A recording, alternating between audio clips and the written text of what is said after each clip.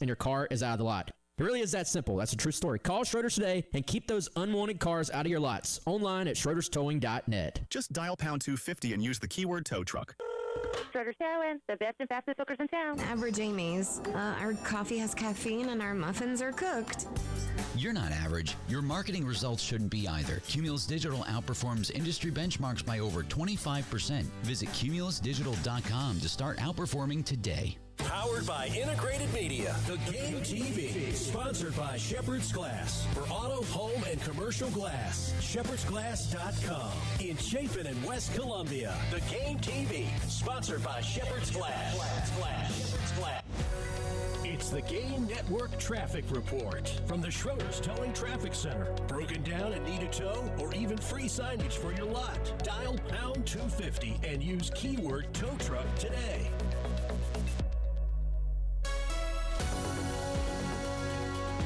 All right, one last look at your traffic and weather for your ride in on this Monday morning. Only 2 accidents to report. One at Assembly Street and Gervais Street, and one at Confederate and Bull. Today, high of 76. Tomorrow, high of 78. And Wednesday, going to get all the way up to 80 with a chance for some showers possible. Currently 56 here in downtown Columbia on your Monday on the Game.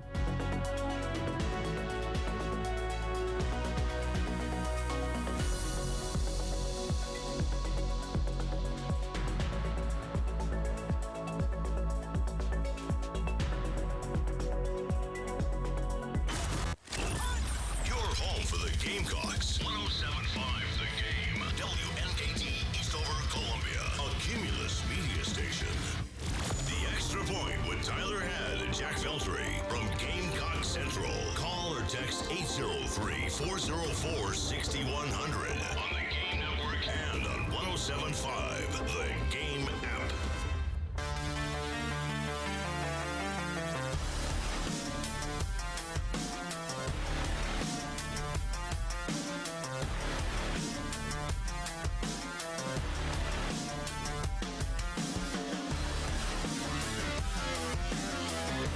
Oh, 9 o'clock on your Monday morning. Welcome in. It is the Extra Point. Tyler Head and Jack Felcher along with you here on the Game. Jack rocking the Hartford Whalers sweater this time. Oh, yeah. We got a hat. We got a sweater.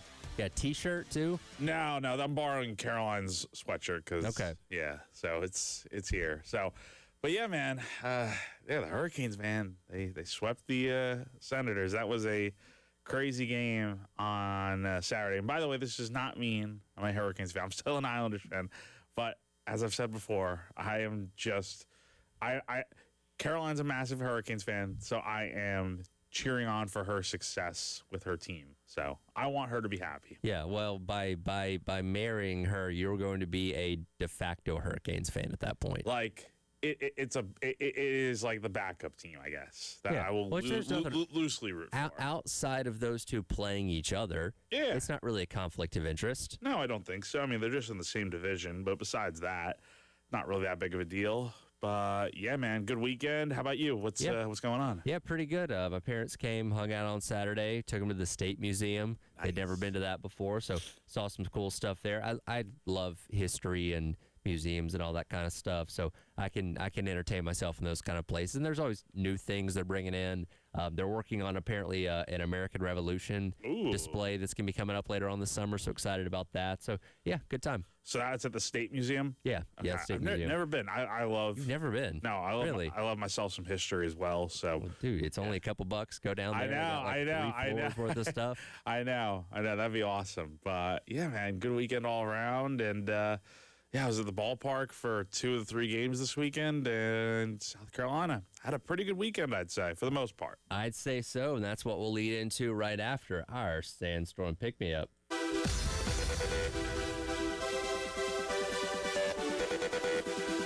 Time to get hyped. Here's your 9 a.m. Sandstorm, sponsored by George Sink Injury Lawyers. Just call all 9s.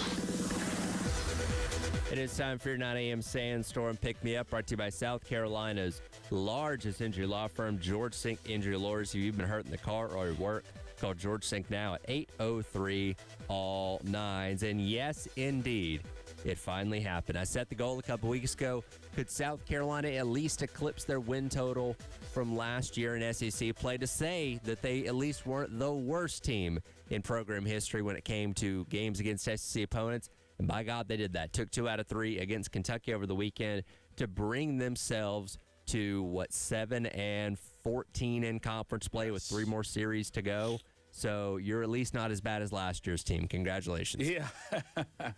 Yeah. And, I think it was a good weekend for South Carolina. Not a great weekend because if it were a great weekend, they would have swept. But more on that in a second. But, yeah, good weekend for the Gamecocks. Won the first 2 games over Kentucky.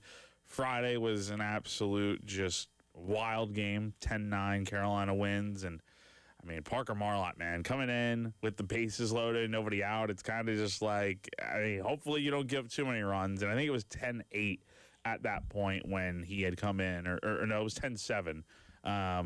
But, yeah, it was just a crazy game on Friday. That was definitely the highlight game of the weekend for sure. Yeah, so they pick up that win on Friday in kind of a wild back-and-forth type of game. They took advantage of a lot of mistakes that Kentucky made in Saturday's game, which unfortunately I've seen a lot of teams take advantage of the mistakes that Carolina has made this year, so it kind of was neat to see the shoe kind of be on the other foot a little bit. And they kind of ran out of gas, it seemed like, yesterday, especially in those last couple of innings where they just couldn't get any hits. I think they got 1 hit over the course of the last 3 innings, and then a lot of mistakes there in the top of the 8th when it came to getting the ball where it needed to be with the attempted throw out at second base and then overthrow to third that scored a run, and just kind of the floodgates open there. Yeah, that was not a good sequence for South Carolina. I don't think, even if that hadn't happened, I still think Kentucky wins that game. South Carolina just had no offense going for itself in the final 4 innings there. Like, even with a 5-4 lead, they just were not scoring after that big 3-run inning. And honestly, they probably shouldn't have even gotten those 3 runs there in the 5th because Scott Campbell, the left fielder for Kentucky, could not corral that line drive that Lee Croy hit out to left. So, if he catches that, it's the final out of the inning, and Carolina leaves the bases loaded. But they got a break there, and then they get the go-ahead run on the Harmon walk. But, yeah, that 8th inning, that's just the stuff that, like, a Little League team does, honestly. And, what really should not have happened there was the throw to third. I think Aaron Jameson, who was out there because Tyler Bach was out yesterday with a little injury, should not have thrown that ball to third. I don't think he has a great arm to begin with, but throwing that ball to third was kind of a mistake because even Monty mentioned it after the game, like, how often are you getting that runner out at third on that play? It's just not happening. So maybe throw the ball into second, hold him at third, and see what happens from there.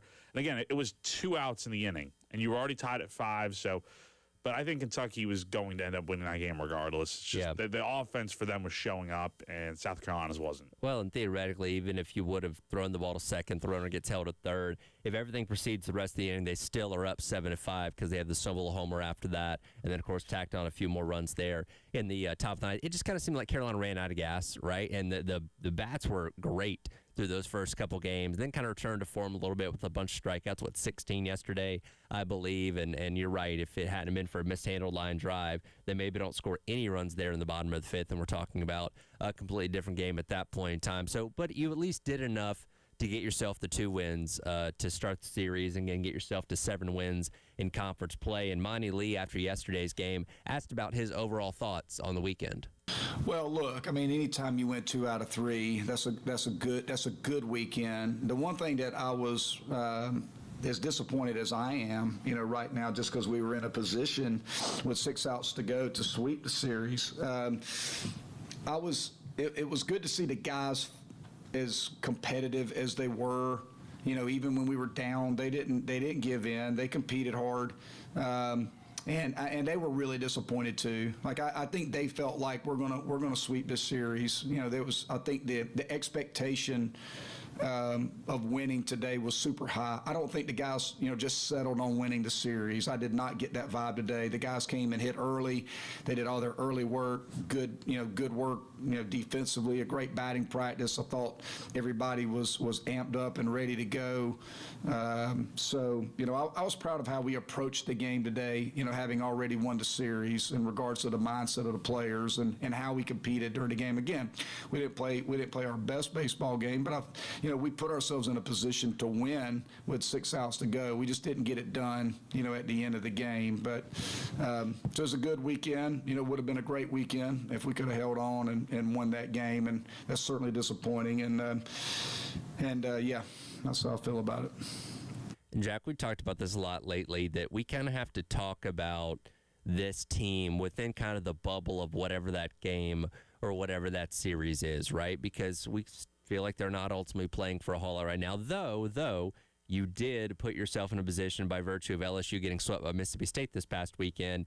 You're 14th in the conference standings now, so moving on up steadily by steadily, but again, in the grand scheme of things, you're probably not playing for a whole lot, but you can feel good knowing that you won a series at home. It's not impossible. I mean, you really have to go pretty much flawless the rest of the way here. Well, there's always the path through Hoover, too. There's the path through Hoover. I was thinking about it a lot this morning before coming on air. I'm just like, is there really any chance? And they moved up 6 spots in RPI. They're up to 80th right now. The rest of the way, they're going to be playing teams that are ahead of them, like most notably Alabama's number 6 in the RPI, LSU's 60th, Vanderbilt is 69th, Citadel, who comes into town tomorrow, 61st, who's having a good season. We know what they're capable of. We know what they're capable of. And then number 94 is Winthrop. So I don't really know if there is so right now you're at 22 and 23. Let's assume you win both midweek games, 24 wins. And then from there, I mean, you probably need to go at least 6-3 in SEC play the rest of the way to at least get to 30 wins. And then from there, maybe you can steal a few games out in Hoover. I don't know if that's enough, but that would be one potential path. But again, just it really depends on how the RPI looks at the end of the day. It's way too low right now, or I guess high, however you want to phrase it. They're too far back in the RPI to be a serious potential threat. But if they were to move up, I don't know how many spots, but they need to move up significantly over these next few weeks to even get a relative chance. But yeah, I mean, it's good to see them win a series here. Good to see them playing some good baseball. And now moving forward, it's just you gotta win as many games as you can. That's the idea here. Yeah. By the way, shout out to the bullpen on the weekend by having to do a lot of heavy lifting. I don't think if we would have said, hey, Am Phillips doesn't get out of the second inning on Friday night, you're probably not thinking that's a game that they win. But the bullpen comes in, does their job. You mentioned Marlott coming in and kind of alleviating the concern there at the end of the game on Friday as Kentucky was starting to close that gap back up. Obviously, you needed a lot of guys to come in and carry some innings for you yesterday in a game that you obviously ultimately lost. Stone almost went 6 full innings on Saturday. So you had some ups and downs when it came to pitching. Obviously, the offense showed up the best it had through 2 games by scoring 19 runs between Friday and Saturday, and then just kind of really cooled off by the time Sunday got here. But again, at the end of the day, you did enough to win the series, which that's the most important thing. Yeah, exactly. And the bullpen was really tested this weekend.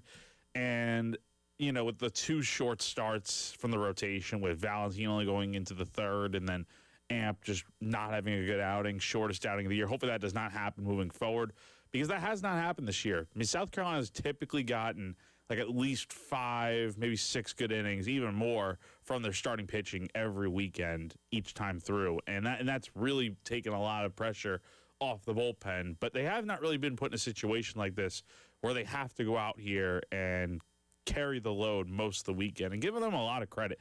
They held it down for the most part on Friday.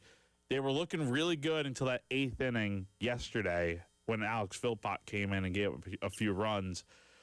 I think the bullpen did its job this weekend for sure. Not perfect, but given the circumstances, they were definitely tested. But it does make you wonder moving forward. I mean, I think this kind of exposed a few things with a few guys that weren't great this weekend just because they had to pitch multiple times. What happens if that's the case any of these weekends moving forward, or when you go to Hoover, when pitching really matters a lot?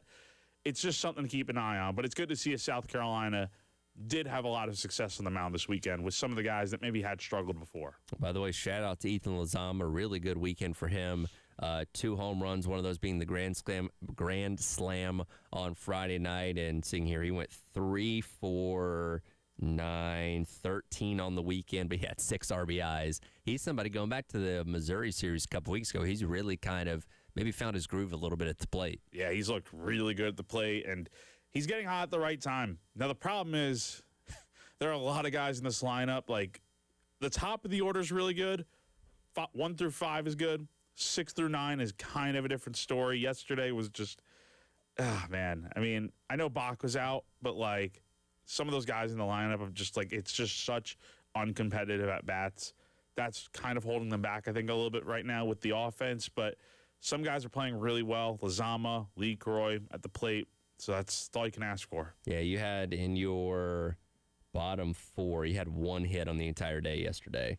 Yeah. That was Aaron Jameson. So, again, just kind of seemed like the offense ran out of gas as you got towards the end of things there. By the way, shout out to Tyler Bach for the home run on Saturday man. that did make it into SportsCenter top 10. Yeah, that was crazy. Number 3 in the SportsCenter, which probably I don't know what number 1 was, but it probably should have been number 1. Yeah, but So. that was cool to see. Again, Citadel tomorrow night, LSU coming up this weekend. By the way, Paul Maneri may have taken the bad juju down to Baton Rouge because they're struggling quite a bit. As I mentioned, Carolina's now ahead of them in the SEC standings, which I don't think anybody saw coming prior to the season. Rough weekend for LSU. My gosh. It had the lead in all 3 games at Mississippi State and got swept. That's just what a crazy weekend that was. Yeah, Mississippi State definitely got their groove back here against Carolina with a sweep last weekend and carry that over down to Baton Rouge. Yeah, so crazy weekend. We'll get more into what Minded Lee had to say after the game, including addressing the job itself. What did Minded Lee have to say about his thoughts on maybe becoming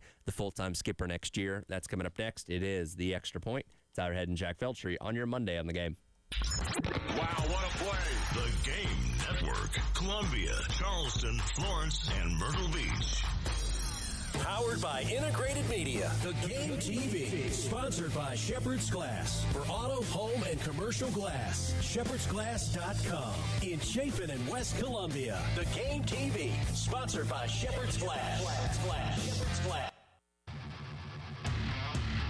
Broadcasting live from the Herndon Chevrolet studio. Herndon Chevrolet is your hometown dealer. Stop by today or shop online 24/7 at HerndonChevy.com. At AAA Heating and Air, home comfort is their top priority. Call today at 803-677-1500. Again, the number to call at AAA Heating and Air is going to be 803-677-1500 to schedule a seasonal maintenance appointment.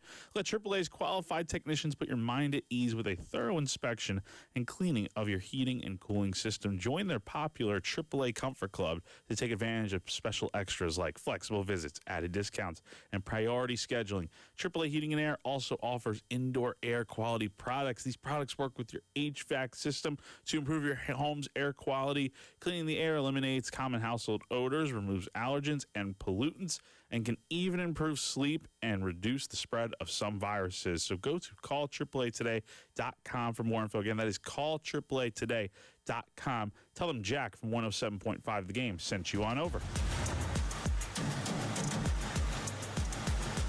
Texting enrolls you in recurring automated marketing text messages. Consent not required to purchase. Message and data rates may apply. The team's looking good this season. I think so. Man, I miss playing football. Ever since I turned 40, I just can't find that fire I used to have. Think it could be lower testosterone? What do you mean? I was feeling the same way. After 40, the body has less testosterone, and men lose their edge. That's why I take Nugenix Total T2. That's the testosterone booster, right? Yes, but Total T2 is their brand new formula that skyrockets nitric oxide levels in as little as 3 hours. Since I started taking it, I've been lifting like when we played for Coach Carter. My energy is way up, and it even spiced up things between me and the missus. Are they still giving out complimentary bottles? Yep, just send a text. Text HIM to 215-215 for your complimentary bottle of Nugenix Total T2, the next generation testosterone booster. Text now and we'll include a bottle of Nugenix Thermo X, our newest, most powerful fat burner ever, absolutely free. Text HIM to 215-215. That's HIM to 215-215. These statements have not been evaluated by the FDA. This product is not intended to diagnose, treat, cure, or prevent any disease. Paid for by Adaptive Health.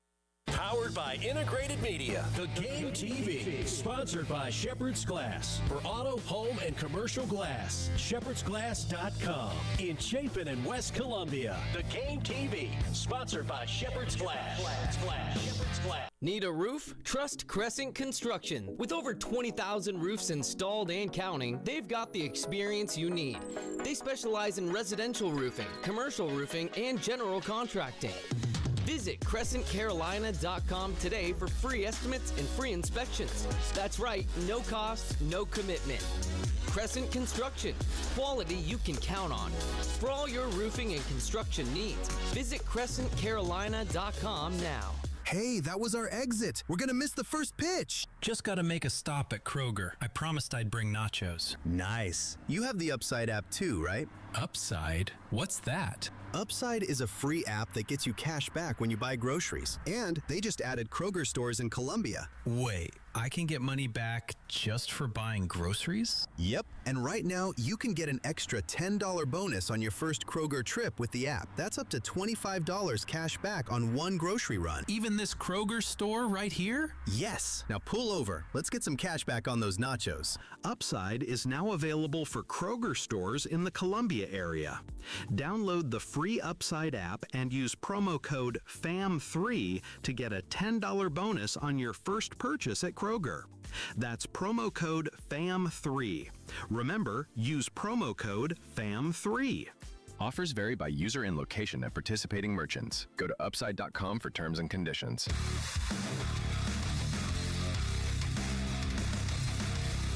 Everybody loves streaming till you have to pay for it. Just download the 107.5 The Game app and stream us for free. The Extra Point. And the kick is good! With Tyler Head and Jack Feltry from Gamecock Central on the Game Network, the 107.5 The Game app, and at the Game TV radio on YouTube.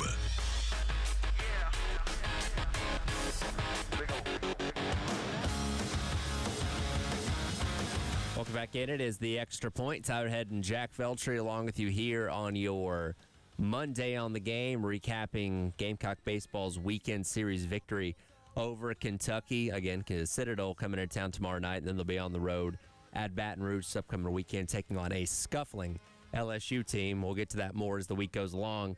Craig does ask on the live stream, though, Jack, is Mainieri going to throw out the first pitch this weekend? I imagine he'll be there, right? You know, I don't have a problem saying this because I don't think it's that big of a deal.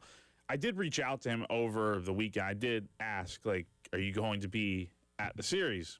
No response. So, because I did reach out to see if he would be interested in talking. Now that a little time's passed, he respectfully declined. And then I asked, you're going to be at the series, and did not respond. I don't know. I really have no idea, to be honest, if he's going to be there. If I'm him, I would not go. I just don't think – I don't even think the LSU fan base is really enamored with him anymore. Yeah, I just see a lot of them that just weren't surprised when Paul got let go or stepped down, whatever the phrasing is. I think he left. I think the way he left was kind of not on great situation there at LSU. So I don't even think that – especially with the way LSU's been playing this year, I just think it's probably better off if he just is not there. Maybe go play some golf. Go watch at home, have a beer. I think the last place he needs to be is at the box this weekend. And you'll be down there, right? I will be there. I'll be heading out there Friday morning. If he is there, I'd really love to know what, if any, type of interaction he has with Carolina. If it's like he just pretends like they don't exist, or if he actually does go talk to them, like there's no way. Because I feel Mainieri would be the kind of guy that would just pretend that he didn't know any of them, and ignore them, and just sit in his seat or whatever, and not pay them any mind. Again, I don't know if that's going to happen, but I could see him being that kind of guy. It's who he is. I mean, it's just it's one persona in the public eye, and then it's apparently not with the behind the scenes. So it's I just don't think he should be there this weekend.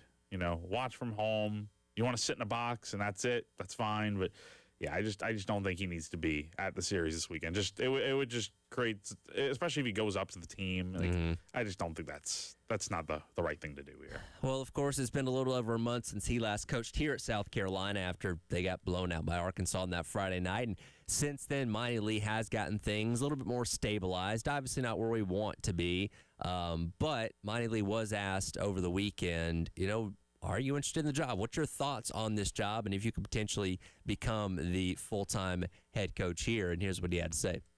Well, I'll try to answer it the best that I can. I mean, yes, there's no question I'd love to be the head baseball coach here at South Carolina for a long, long time. It would be a dream come true to be able to have this position. There's no doubt about that. And, obviously I'm working as hard as I can to see if that could be a potential opportunity. There's no denying that.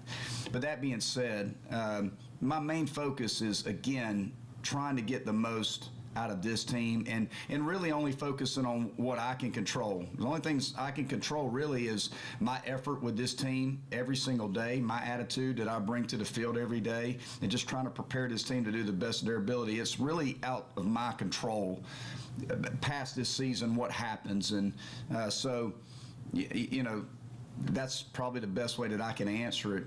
I've been given the responsibility of managing this ball club for the rest of this season, doing the very best I can with this team this year. I'm going to do that, continue to do that. And then, look, the administration can decide what they want to do, once the season is over, whenever that is. But I'd love to be the head coach here. But again, my primary focus is only controlling what I can control, which is just showing up here every day and trying to get the best out of these players. And, Jack, it shouldn't come as a surprise to any of us that Monty Lee said the exact right thing there, where it's like, yeah, I'd love the job, and I'm sure really deep down, he's very hopeful that he's going to get it, but that's not what his objective is here, is coaching to try and get a job. It's coaching to try and make the best out of the season, get the most out of these players, and kind of let the chips fall wherever they may. Again, I think we've talked about this plenty, and again, we're in a weird spot because we still have to wait another month or so before this hire gets made. I don't think Monty Lee is going to get this job. I think that they are probably going to still consider him a candidate, especially if they're able to, stretch out double-digit wins in conference play, because he will have done a decent job of turning this season around when it looked like it was really headed off the rails at the beginning there with Paul Mainieri. I just don't think that's the type of hire Denai's going to make, and I say that without having any knowledge of what he's thinking or who's on his list or anything like that. I just don't think it's going to be Monty Lee. And you see this every single weekend, especially as the reaction to that clip got some run around Gamecock Twitter and all that kind of stuff. Everybody loves him here, and rightfully so. And he is a guy that these guys want to play for, and you've seen that since he's taken over, just over a month ago. Again, I don't think he's going to get the job, but I appreciate what he's done this season, turning it into something. Yeah, he's got them playing better baseball. It's much more competitive. It's a lot more entertaining to watch South Carolina. That does not mean he should get the job, though. I think the only way you actually give him the job is the first step has to be getting to the postseason. And if they get to the postseason, that at least opens the door for a possible conversation. But you got to go up and do something from there. You get in, you got to start winning some games from there. But if they don't get there, then I don't even think it's really a conversation. He's done a serviceable job getting South Carolina to a point where, yes, they are borderline a 500 team. That was not something I thought was going to be possible when South Carolina lost 22-6 to Arkansas the day, the night before Paul Mainieri would be, stepping down from the program. I just thought the season was definitely going to be in the gutter. And here we are about a month later still talking about, what are they going to do the rest of the year? Coming off a series win here. It's just, I just don't see him being the guy for the job. He's definitely, it would not be the worst thing, I don't think. I think he definitely would do a decent job with, leading the ship for the next few years. But I cannot see that right now. I just don't think that's going to be the case here. I'm sure Donati's going to want to get his own guy in here, clean house to some extent, and just kind of start fresh. Because I think that's ultimately what Carolina needs. Now, I think it's a different conversation. I think that's one we've had before of, okay, would you be cool with having Monty still on staff? I think so. I think having him on staff would help with retaining some players, that, especially recruits and whatnot. I think that would be good. I think having Monty Lee just at South Carolina in general is always a good thing. I don't think that can ever be a bad thing, because I don't know of many people that love being at South Carolina like he does. I just, every time I talk to him, I just feel like he just glows about being here and the excitement and the joy he has here. That's someone you want at South Carolina. That said, I don't think that's necessarily that does not necessarily mean he should be your head coach. There needs to be more right now because he's 11-12 since he took over, and he's got to really, get to the postseason and do some damage from there for this to be a real talking point, in my opinion. Yeah, and look, I completely understand why players play for him and why he is as loved as he is around here. And again, I go back, I don't think he's going to get the head coaching job, and it's completely up to whoever they end up hiring as the head coach if they want to keep Monty Lee on staff for the purposes of recruiting, for the connections to the state, and that's obviously a bridge that will cross when they get there. But and I don't know if it was you or who in the press conference asked him about that, but I think that's one of the first times he's really been asked just kind of point blank, like, hey, what do you think about you having this job? Because, again, the focus has kind of been on just making the most out of this season. He mentioned a couple weeks ago Jeremiah Donati and him haven't really spoken since he took over. So Donati's kind of like, hey, do your thing, and I'm assuming we'll touch base when the season's over. So there's no real conversation about that happening right now. And, again, we're just going to have to kind of see what happens coming up a month or so from now. Yeah, the one thing you can do right now is just continue to stack together wins. That's all you can do right now is just win ball games, continue to play good baseball, and then, look, just let everything fall as it may. If they do get to 30 wins at the end of the year and they win a few games out in Hoover, they're giving themselves the best chance possible to be a postseason team. Will that happen? No idea. Probably not. Who knows? But all you can do right now is just continue to win games and see where things go, and then from there, it's a conversation to have after the season with where Monty stands with the program. Back in action tomorrow night, 6:15 pregame for a 6:30 first pitch, taking on the Citadel. By the way, tomorrow morning at 7:30, tune into the early game, and you can hear who won the Crescent Construction Grand Slam contest, thanks to Ethan Lozama's Grand Slam on Friday night. And, of course, the contest puts $25 in the pot every game. Go online at 1075thegame.com and register if you've not already for the Crescent Construction Grand Slam contest. That wasn't the only thing happening Gamecock-wise this weekend. Got a couple players getting their names called in the NFL draft. We'll dig into that coming up next. It is the Extra Point. Tyler Head and Jack Veltri on your Monday on The Game. All my sports. The Game Network. 107.5 The Game in Columbia. 96.9 The Game in Charleston. 100.3 The Game in Myrtle Beach. And 100.5 The Game in Florence. Progressive's Home Quote Explorer helps you easily find and buy the right coverage for you. It's everything you've always wanted. Well, I mean, as far as a website that lets you shop, quote, and buy insurance in one place. But hey, maybe that is everything you've always wanted. Yeah, people have different types of dreams. And if all you've ever been searching for is a website that helps you choose home insurance rates and coverage, boy, do we have great news about Progressive's Home Quote Explorer. Progressive Casualty Insurance Company, affiliates, and third-party insurers. Comparison rates not available in all states or situations. Prices vary based on how you buy. Hey, John, why so glum? I just got let go. The company's downsizing. This is the third time in the last 2 years. I'm done with this. Have you thought about My Computer Career? I've heard they can train you for a career in IT in just a few months, including cybersecurity and the basics of AI. And you don't need prior training or experience. Now that's a recession-resistant career. Wow, thanks. I'll check them out. Go to mycomputercareer.edu and take the free career evaluation. mycomputercareer.edu, an Elite CompTIA certification partner. Financial aid is available to those who qualify, including VA benefits. Start your spring cleaning with Zerorez. Get 3 rooms of carpet cleaned for $109 plus a free hallway. No soap, no residue, no harsh chemicals, just a deeper clean that lasts. Plus, now you can also take $100 off air duct cleaning and breathe cleaner air. Visit ZeroResColumbia.com. Hey, this is Jen Jensen for CHW Cabinetry. My family is using CHW Cabinetry, and they are fantastic to work with. They make sure you're satisfied with every step of the process. Not only do their photorealistic renderings show exactly what your new space will look like, their job site guarantees everyone is on the same page, literally. Experience the CHW difference for yourself. Go to chwcabinetry.com to see more, or call them at 803-520-6837, and be sure to tell them Jen Jensen sent you. CHW Cabinetry, passion from inspiration to installation. Looking for a truck dealership that treats you like family? Come to Herndon Chevrolet, your truck headquarters, proudly serving Lexington and the Midlands for over 50 years. Whether you're after a brand new Silverado, a tough pre-owned truck, or expert service, you'll find it all right here with a huge selection and the best truck deals around. There's no better place to shop. Visit HerndonChevy.com or stop by today. Herndon Chevrolet, Herndon makes you wanna smile.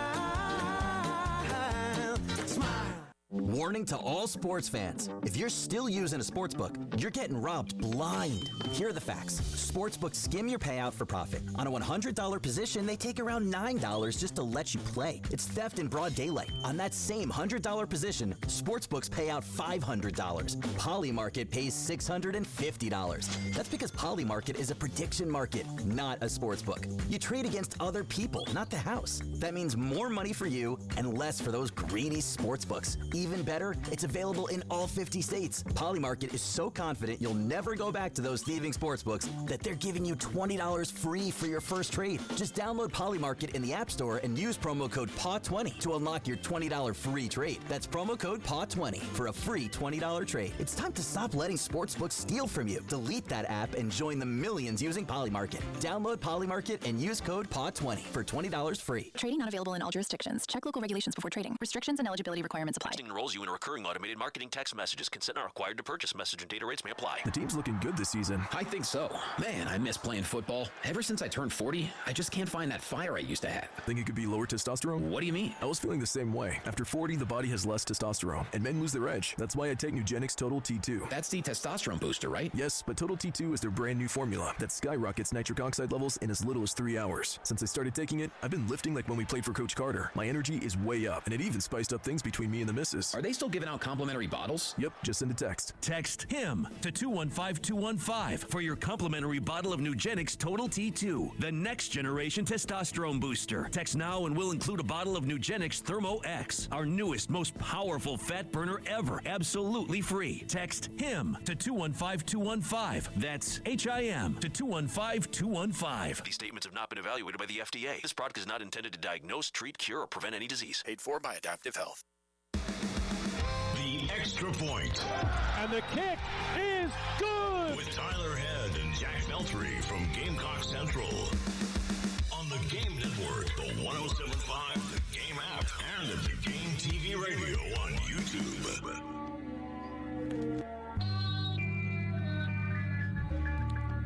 Welcome back in. It is the Extra Point. Tyler Head and Jack Felcher with you here on your Monday on the Game.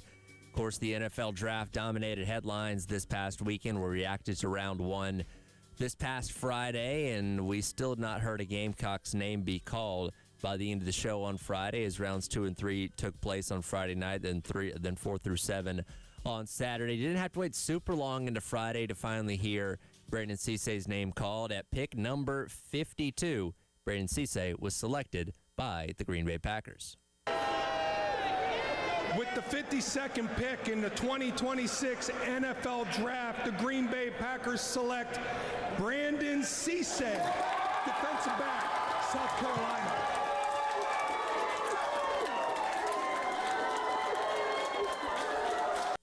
And this was right about where he was projected to go. I go back to Mel Kiper's final top 150 that he put out last week ahead of round number 1, and he had Cissay at 47 at that point in time, so 52 the Packers. Pretty much about checks out late back half of the second round there. It's kind of exactly where he was supposed to go.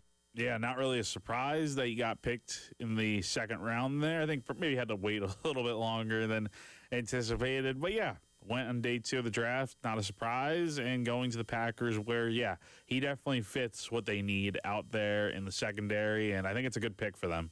Yeah, looking into it, so they obviously have Keyshawn Nixon, a former Gamecock, starting one of the quarterback spots, and Carrington Valentine, who started for them in the past couple seasons as well. So he's not somebody that's going to go in and immediately be a starter, but he'll have an opportunity to rotate in and compete for playing time. So, it's going to be interesting to kind of follow his journey out there. That's a secondary that struggled a lot at times last year. They were towards the bottom of the league in the NFL when it came to takeaways. And, again, we'll see what kind of impact Brandon Cissay can ultimately have out there. Yeah, it's kind of crazy just to see how much his stock rose from being a guy that I don't know where exactly he was fitting when he was at NC State in terms of draft stock. But, yes, since coming to South Carolina, I mean, there's no doubt playing under Torian Gray, having a relatively good season in the secondary definitely helped him out a lot. Now, you say that, and Bill and I had this conversation the other day, because I thought I remember when he transferred in a year ago, a lot of the conversation of him coming in from NC State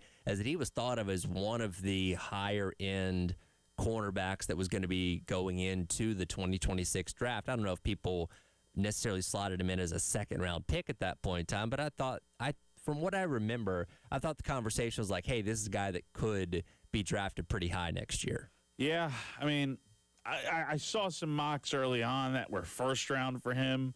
I was not expecting him to go first round. I definitely thought second round for sure, and that's ultimately where he ended up going. So that was the pick on Friday night, and they're the second round as we got later into the day. On Saturday, we heard the next Gamecock get his name called, and that was Nick Barrett. Yes, sir. Yes, sir. I appreciate you. Yes, sir. I thank y'all for the opportunity. That was good. What this means in terms of our investment. We're going to LA, man.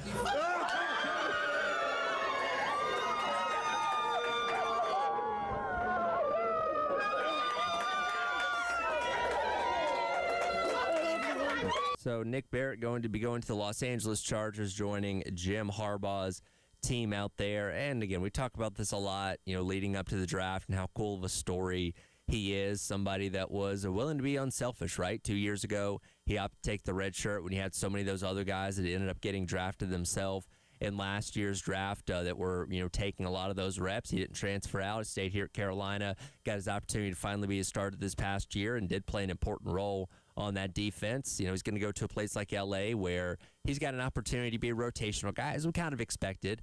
But, we've seen plenty of those guys hang around the league for a very long time, and certainly hope the same for Nick.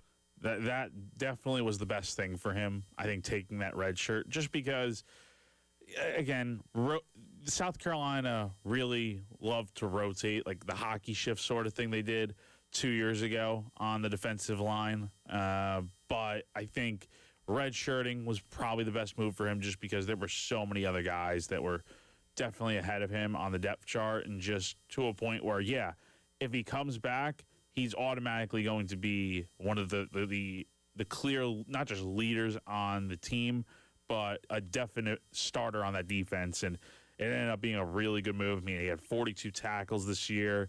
He had 2 sacks. I remember he had the touchdown against Texas A&M. So definitely the right move for him to come back. And, yeah, getting picked in the 5th round, I was a little surprised he was the next Gamecock off the board. Right. I figured he was going to get drafted, but I thought maybe he'll be the last Gamecock to get drafted. But he ended up getting picked before the next guy we talk about, and it's definitely well deserved. Yeah, and again, best of luck to him out there in LA. We'll certainly keep up with that as he's reuniting with Kyle Kennard, who was obviously on the team now 2 years ago. They got drafted by them. Was that 4th round last year? Is that when Kennard went? 3rd or 4th round? Let's see. Don't quote me on that. Yeah. I do want to say it was 4th round. Okay, that's what I thought. So those guys reconnecting out there, which will be really cool. And yeah, like you said, it was a little surprising that Nick Barrett was the next Gamecock off the board, because we certainly thought it was going to be Jalen Kilgore. Maybe not too far behind where Brandon Cisse ended up going, but it was the 5th round at pick 167 when he was selected by the Buffalo Bills. Jalen, how you doing, buddy? I'm doing good. How about you? Not too bad. Not too bad. We were surprised you're still here, but we're excited to get you, buddy. I'm so glad. You just made the best pick in the draft. I promise you, Coach. I promise you. I love it. I talked to Coach Beamer this morning, and he raved about you. And I told him if we got a chance, we were going to try and get you today. Thank you so much. You got it. You got it. Are you with your family? Yeah. Okay. Listen, you earned this, buddy. We're excited to get you up here and prove all the doubters wrong. Right? Yes, sir. 100%. 100%. Right, let's go get it. I promise you I got you. I promise you made the best pick in the draft. I promise you you ain't gonna regret it at all. I promise you.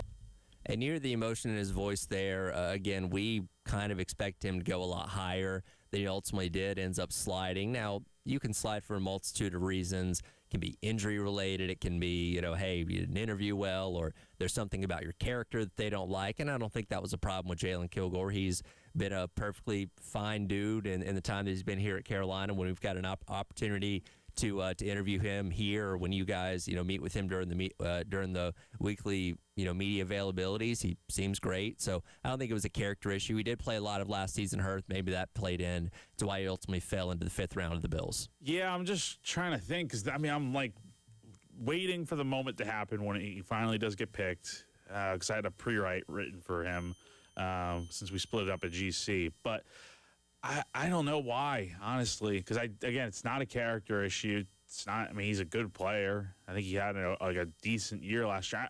I think his sophomore year was probably better for sure, no doubt. But still a good player. He led the league in interceptions that year, right?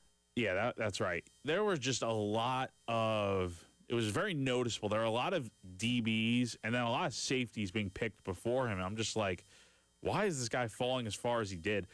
But I will say, I think he ends up in a pretty good situation out there in Buffalo. I'm going to be biased about that because I'm a Bills fan, and I really like this pick. I think it's definitely going to be one of the steals of the draft just because I thought he would have been a fourth-round pick, in all honesty. I did not think he was going to fall to the back end of the fifth round, and yeah, it was a very good pick. I know a lot of Bills fans are excited about this pick after having a really rough day 2 and rounds 2 and 3, it felt like. And day 3 was definitely a nice bounce back. And this was one of those good picks for the Bills. Well, and it's interesting because he's been labeled as a steal by a lot of people. And then, reading up on, outlets like USA Today and Walter Football and places like that, CBS Sports, they all rated this pickup for the Bills as an A because that was a value of like maybe a low third to high fourth round pick that they ended up finding in the fifth round. Apparently the Bills have a really good hit rate when it comes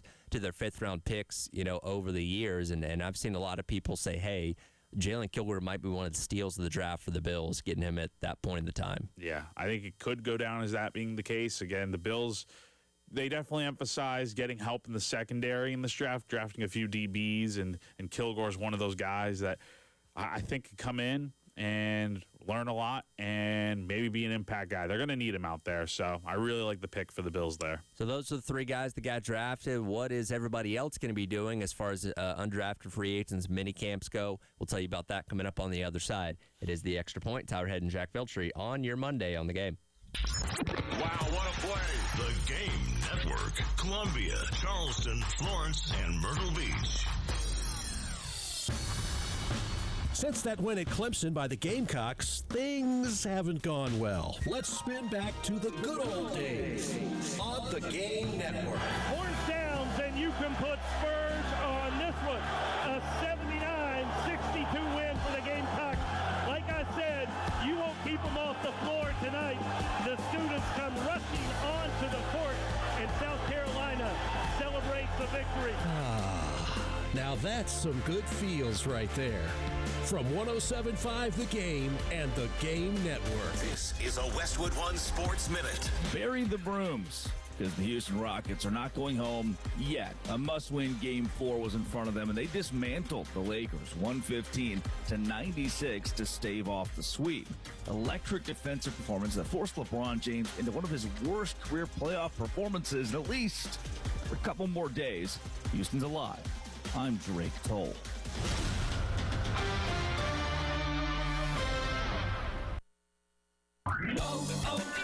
O'Reilly. Check engine, ABS, or maintenance light on? Take the guesswork out of your warning lights with O'Reilly Veriscan. The service is free and provides a report with solutions verified by ASE certified master technicians. And if you need help, we could recommend a shop for you. Ask for O'Reilly Veriscan today. O'Reilly Auto Parts. I checked Allstate first and saved hundreds on my car insurance. Really smart. Unfortunately, I didn't check if I took the gas hose out of my car's tank. Ooh, not smart. And I drove off while still attached to pump number 3. Yeah, checking first is smart. So check Allstate first for a quote that could save you hundreds. Potential savings vary, subject to terms, conditions, and availability. Allstate North American Insurance Company and affiliates, Northbrook, Illinois. This is the story of the one. As a procurement manager for a hospital system, she keeps every facility in her network stocked and ready. That's why she counts on Grainger to be her single source for thousands of products, from disinfectants to lighting, air filters, and more. And with fast, dependable delivery, Grainger helps her keep every facility stocked, safe, and running smoothly. Call 1-800-GRAINGER, click Grainger.com, or just stop by. Grainger, for the ones who get it done. Indeed presents hires you can't afford to get wrong, like a data analyst. Hey, what model did you use for these quarterly projections? Astrology. If Mercury's in retrograde, sales tank. If Venus is rising, we crush Q4. You built our revenue forecast off horoscopes? Yeah, the Zodiac never lies. This is your job for sponsored jobs. This is what happens when you don't sponsor your job on Indeed. Next time, get matched with quality candidates with Indeed sponsored jobs. Visit Indeed.com/hire now and sponsor your job today. If you have unfiled taxes or are in debt to the IRS, this is important news. Did you know the IRS has programs specifically designed to help people struggling with tax debt? Powerful tax assistance programs that can save you thousands if you qualify. No one knows these programs better than the experts at Optima Tax Relief, America's most trusted tax resolution firm, A-rated by the Better Business Bureau. Their award-winning tax attorneys and licensed professionals have resolved over $3 billion of tax debt for their clients. One call to Optima can start the process, helping to put an end to your worries about wage garnishment, asset seizure, and other aggressive IRS actions. Find the best options to solve your tax problems. Call the experts at Optima Tax Relief today for a free consultation. Call 800-749-8188. 800-749-8188. 800-749-8188. Optima Tax Relief. Some restrictions apply. For complete details, please visit OptimaTaxRelief.com.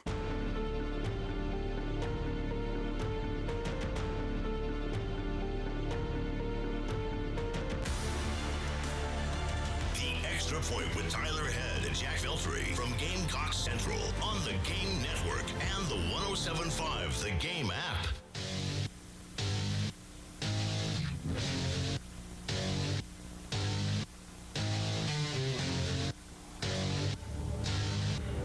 All right, welcome back in. It is the Extra Point. Tyler Head and Jack Veltri wrapping up hour number one here on your Monday on the Game.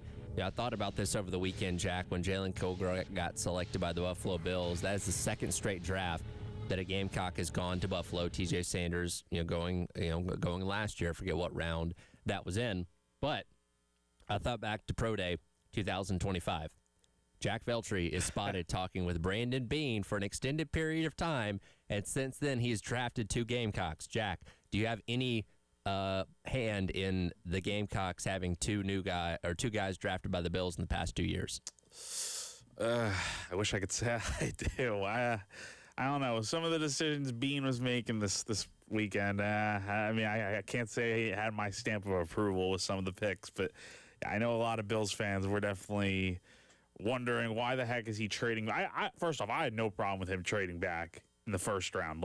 If you don't have a lot of first round graded players and you don't feel like you have a guy that you want to take in the first round, trade back, get more picks. That's fine. That's all good. Day two was definitely a struggle. I think there were a lot of – I did not really love the TJ Parker pick and was not – I think the DB they got from Ohio State can be good. It's just, again, he had a lot of penalties there that he seemingly cleaned up this past year. But day three was definitely good. And getting Kilgore especially. I really like the Skylar Bell pick from UConn for sure. I think that's a great receiver to bring in. But getting Kilgore in the fifth round there, again, I think it probably will go down as a steal. Yeah, for sure. And obviously we'll see how that plays out there. But I did just think it was funny that since you had that conversation with him, they've been very keen on drafting guys here from South Carolina. Elsewhere, of course, those in Cisse, Nick Barrett, and Jalen Kilgore, the only three guys. Hearing their names called over the weekend as far as undrafted free agents go, Brian Thomas Jr. signs a UDFA deal with the Jacksonville Jaguars, and Monkel Goodwine signs one with the Minnesota Vikings. So these guys will obviously try to compete to make their way into the team. I actually feel pretty good about Brian Thomas Jr.'s chances. I thought he was somebody that might have an opportunity to slide into a late round of the draft. Obviously didn't end up happening, but I like what I've seen out of him, especially this past year when he had to take on an expanded role as being that opposite edge rusher to Dylan Stewart, and I thought he thrived pretty well in that situation. Obviously, he's the son of a former NFL player himself, and his dad with his career with the Jets. But I think he's got a good shot to make that team. I definitely think so. It's going to be very interesting that there are two Brian Thomas Jr.'s on the same team with. Oh, I didn't even think about that. The wide receiver that was from LSU. Obviously, that's been there for a little bit and having a lot of success. That's not going to be confusing at all. No, it's just it's one letter that's really the difference with the I and the receiver's name, and then Brian Thomas Jr. from South Carolina with the Y. So it'll be a little confusing for sure. Yeah, well, at least they're in different position groups because they were both like wide receivers or both edge rushers. That'd be a problem. Yeah, I would say so. But we'll see how that plays out there. As far as minicamp invites go, got Rasul Faison as he's received a couple. The Chiefs, the Titans, and the Saints. Jared Brown has been invited to the 49ers minicamp, and DQ Smith has been invited to Baltimore, Denver, and Cleveland. Rasul was one of the guys that we talked about later in the week last week, and Wes had his sit-down interview with him on last Thursday's Garnet Trust Hours. Hey, maybe he could slide into the back half of the draft, like a 7th-round pick or something like that.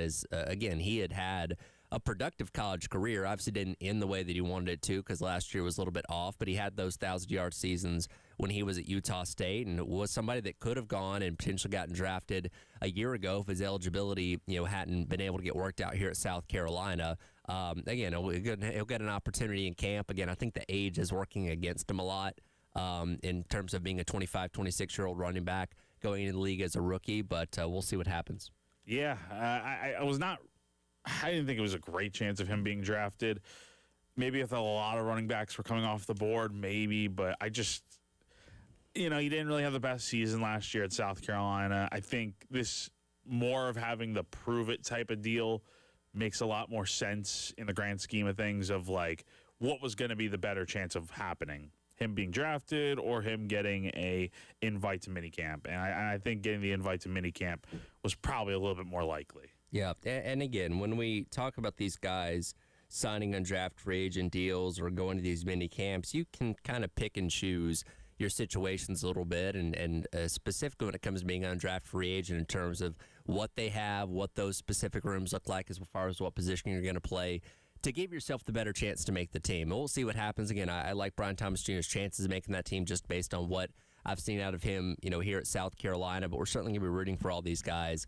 In what was obviously a lighter draft from a pick standpoint. But again, just getting drafted is not indicative of what your career is going to be. There have been plenty of Hall of Famers that have been undrafted free agents and all that kind of stuff. And again, it's just kind of an individual basis, and we'll see what these guys do with it. Yeah. So, I think 3 guys, I think that's about right. I think for sure we thought these 3 would get drafted. Anything beyond that, I think, is just a little bit of a bonus. It's obvious when you have a good season, you're going to get a ton of guys drafted. It's what we saw last year. When you don't, you kind of get the results like this year. But no doubt South Carolina's got some good players, and that's what we saw with some of them getting picked and ending up getting free agent deals. We'll dive into some of the other storylines of the draft from a broader scale coming up in hour number 2, as well as get into the latest with men's basketball in the transfer portal as well. It is The Extra Point. Tyler Head and Jack Beltry on your Monday on The Game.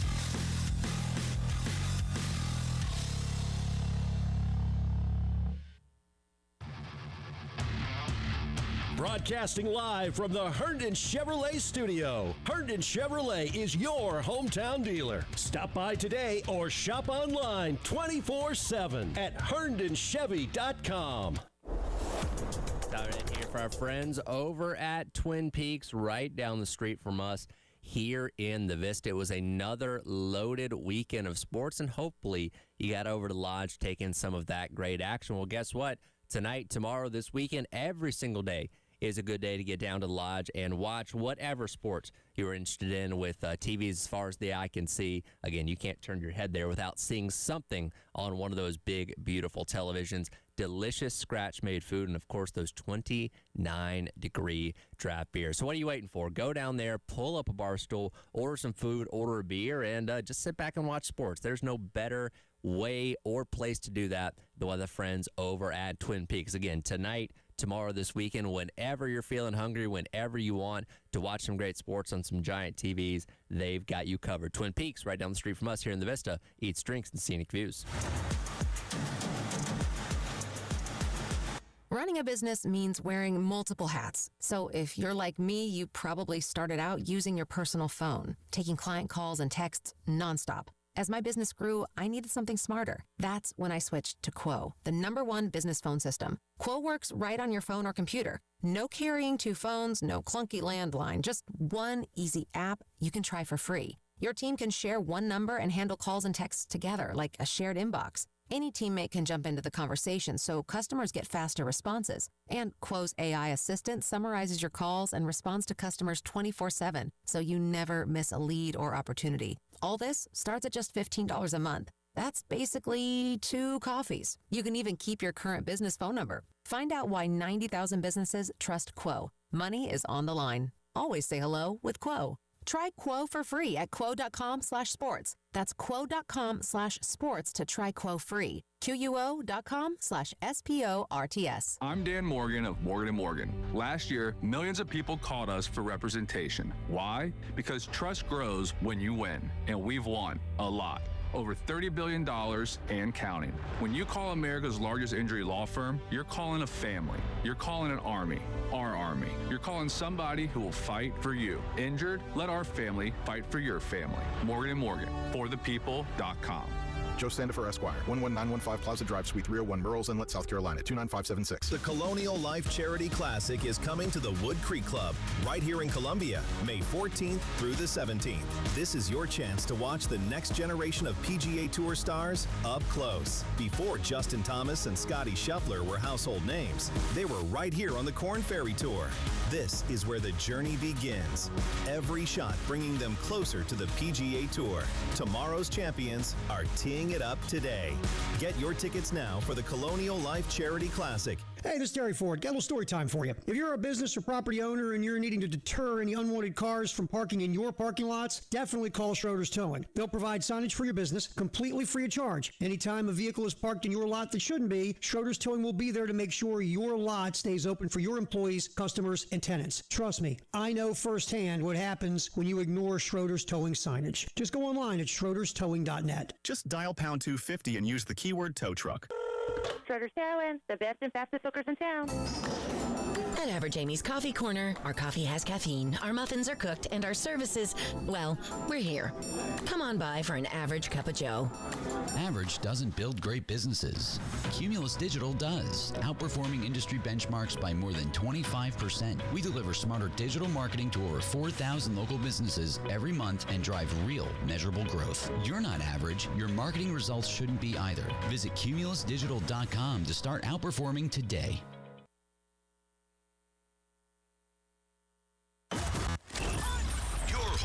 Gamecocks, 107.5 The Game, WNKT Eastover, Columbia, a Cumulus media station. Oh, yeah. The Extra Point with Tyler Head. And the kick is good. Call or text 803-404-6100 on the Game Network.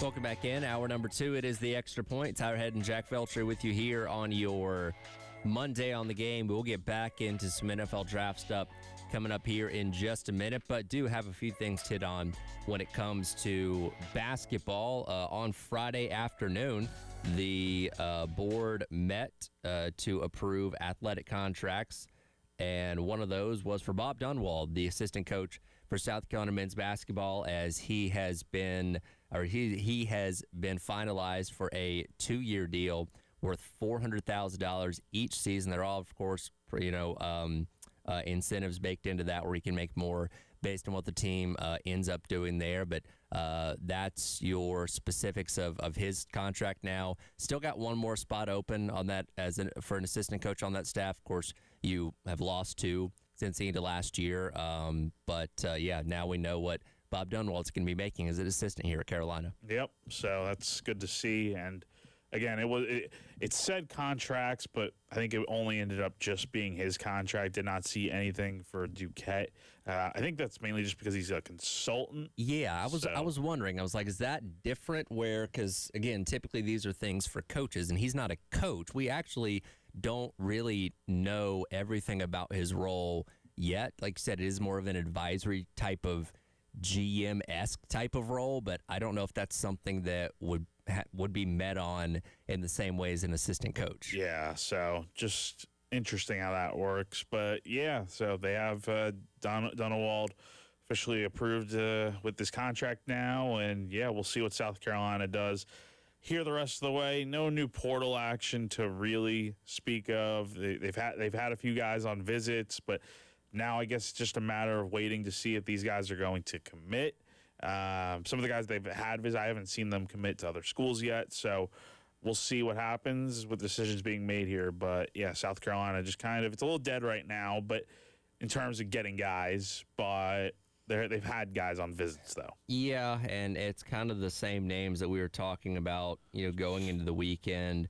Davian Hanna, the combo guard that was a freshman this past year at Alabama, visited Carolina at the end of last week, and then apparently was at Georgetown this past weekend. We don't have any updates past that. I know there was a handful of teams that were in the mix for him, but that was it. And then Jacob Nikas, who was the Duquesne transfer, also came and visited Carolina last week. We don't know if what's become of that. He has done taking visits, so we'll wait and see. I will say it is kind of getting, because again, you've only gotten 4 commitments out of the portal right now, and you got 6 or 7 different spots you still have to fill out to round out this roster. I can sense a little nervousness, right? And again, we don't know when or if these next round of commitments are going to come, but you'd like for it to pick up more steam again, like it seemed to have done, about a week or so ago when you got a couple guys pretty quickly there.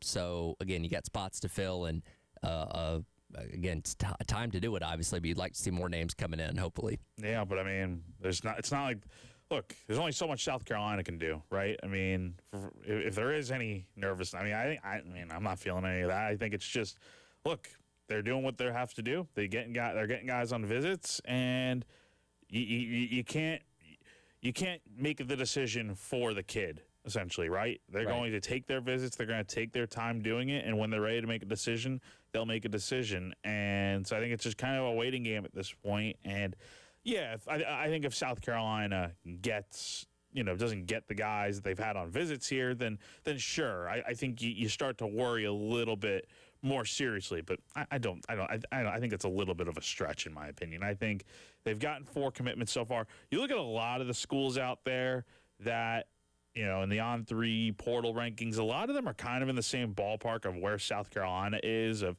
like Indiana's gotten 6 commitments, Xavier's gotten 6, Florida State's gotten 5, Texas has gotten 5, UCLA's gotten 4. That makes it the top 5 right there.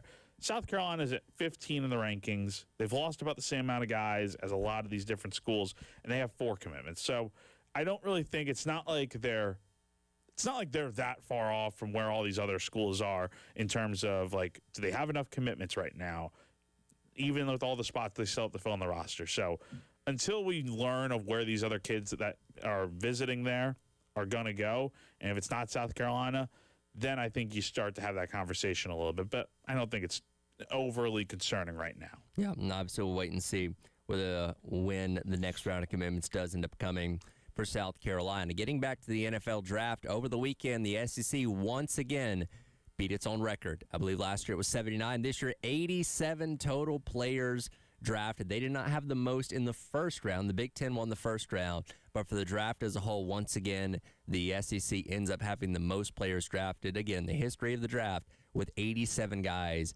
getting their names called. Again, not really surprised. I didn't know if this year they were going to be setting a record by any means, but as I think we talked about on Friday, I talked about with Wes and Chris on Friday, that over the course of 7 rounds, it's probably going to come out with more of the SEC talent getting picked than any other conference. And again, we can debate all we want about how far behind is the SEC of the Big Ten and stuff like that in terms of on-the-field production, but it's still very clear that the NFL values SEC talent higher than anybody else. Yeah, so not a surprise, especially considering the fact that you've got Oklahoma and Texas now in the fold, and I'm sure that definitely has helped in terms of getting talent. I feel like a lot of Oklahoma players were getting drafted in the middle rounds. Like, I just remember watching, I think, on, like, Saturday, and I just see, like, Oklahoma getting picked, like, a few picks in a row, and it's like, wow, they're doing pretty well. So all that to be said, not really a surprise, 87 guys.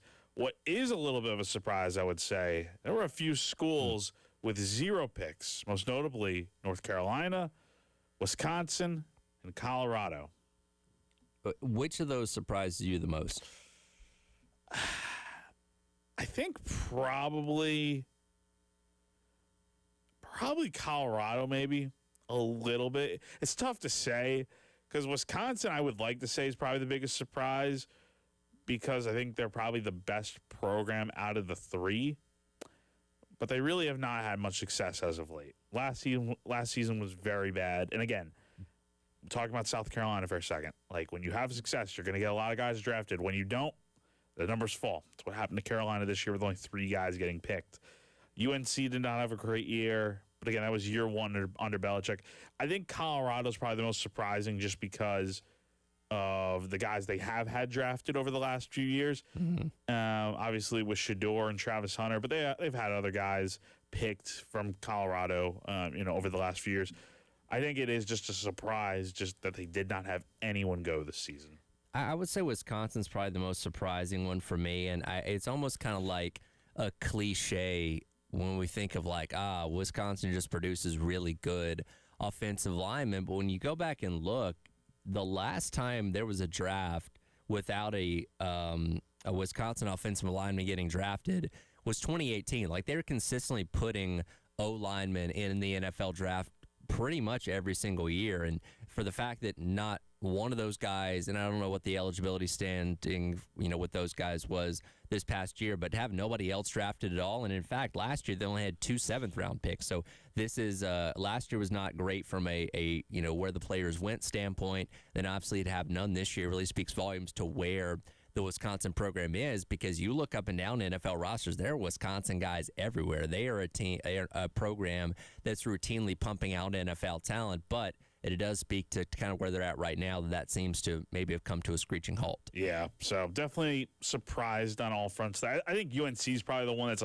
not really a surprise because, again, year 1 of Belichick, just a lot of new players coming in, didn't have a ton of success.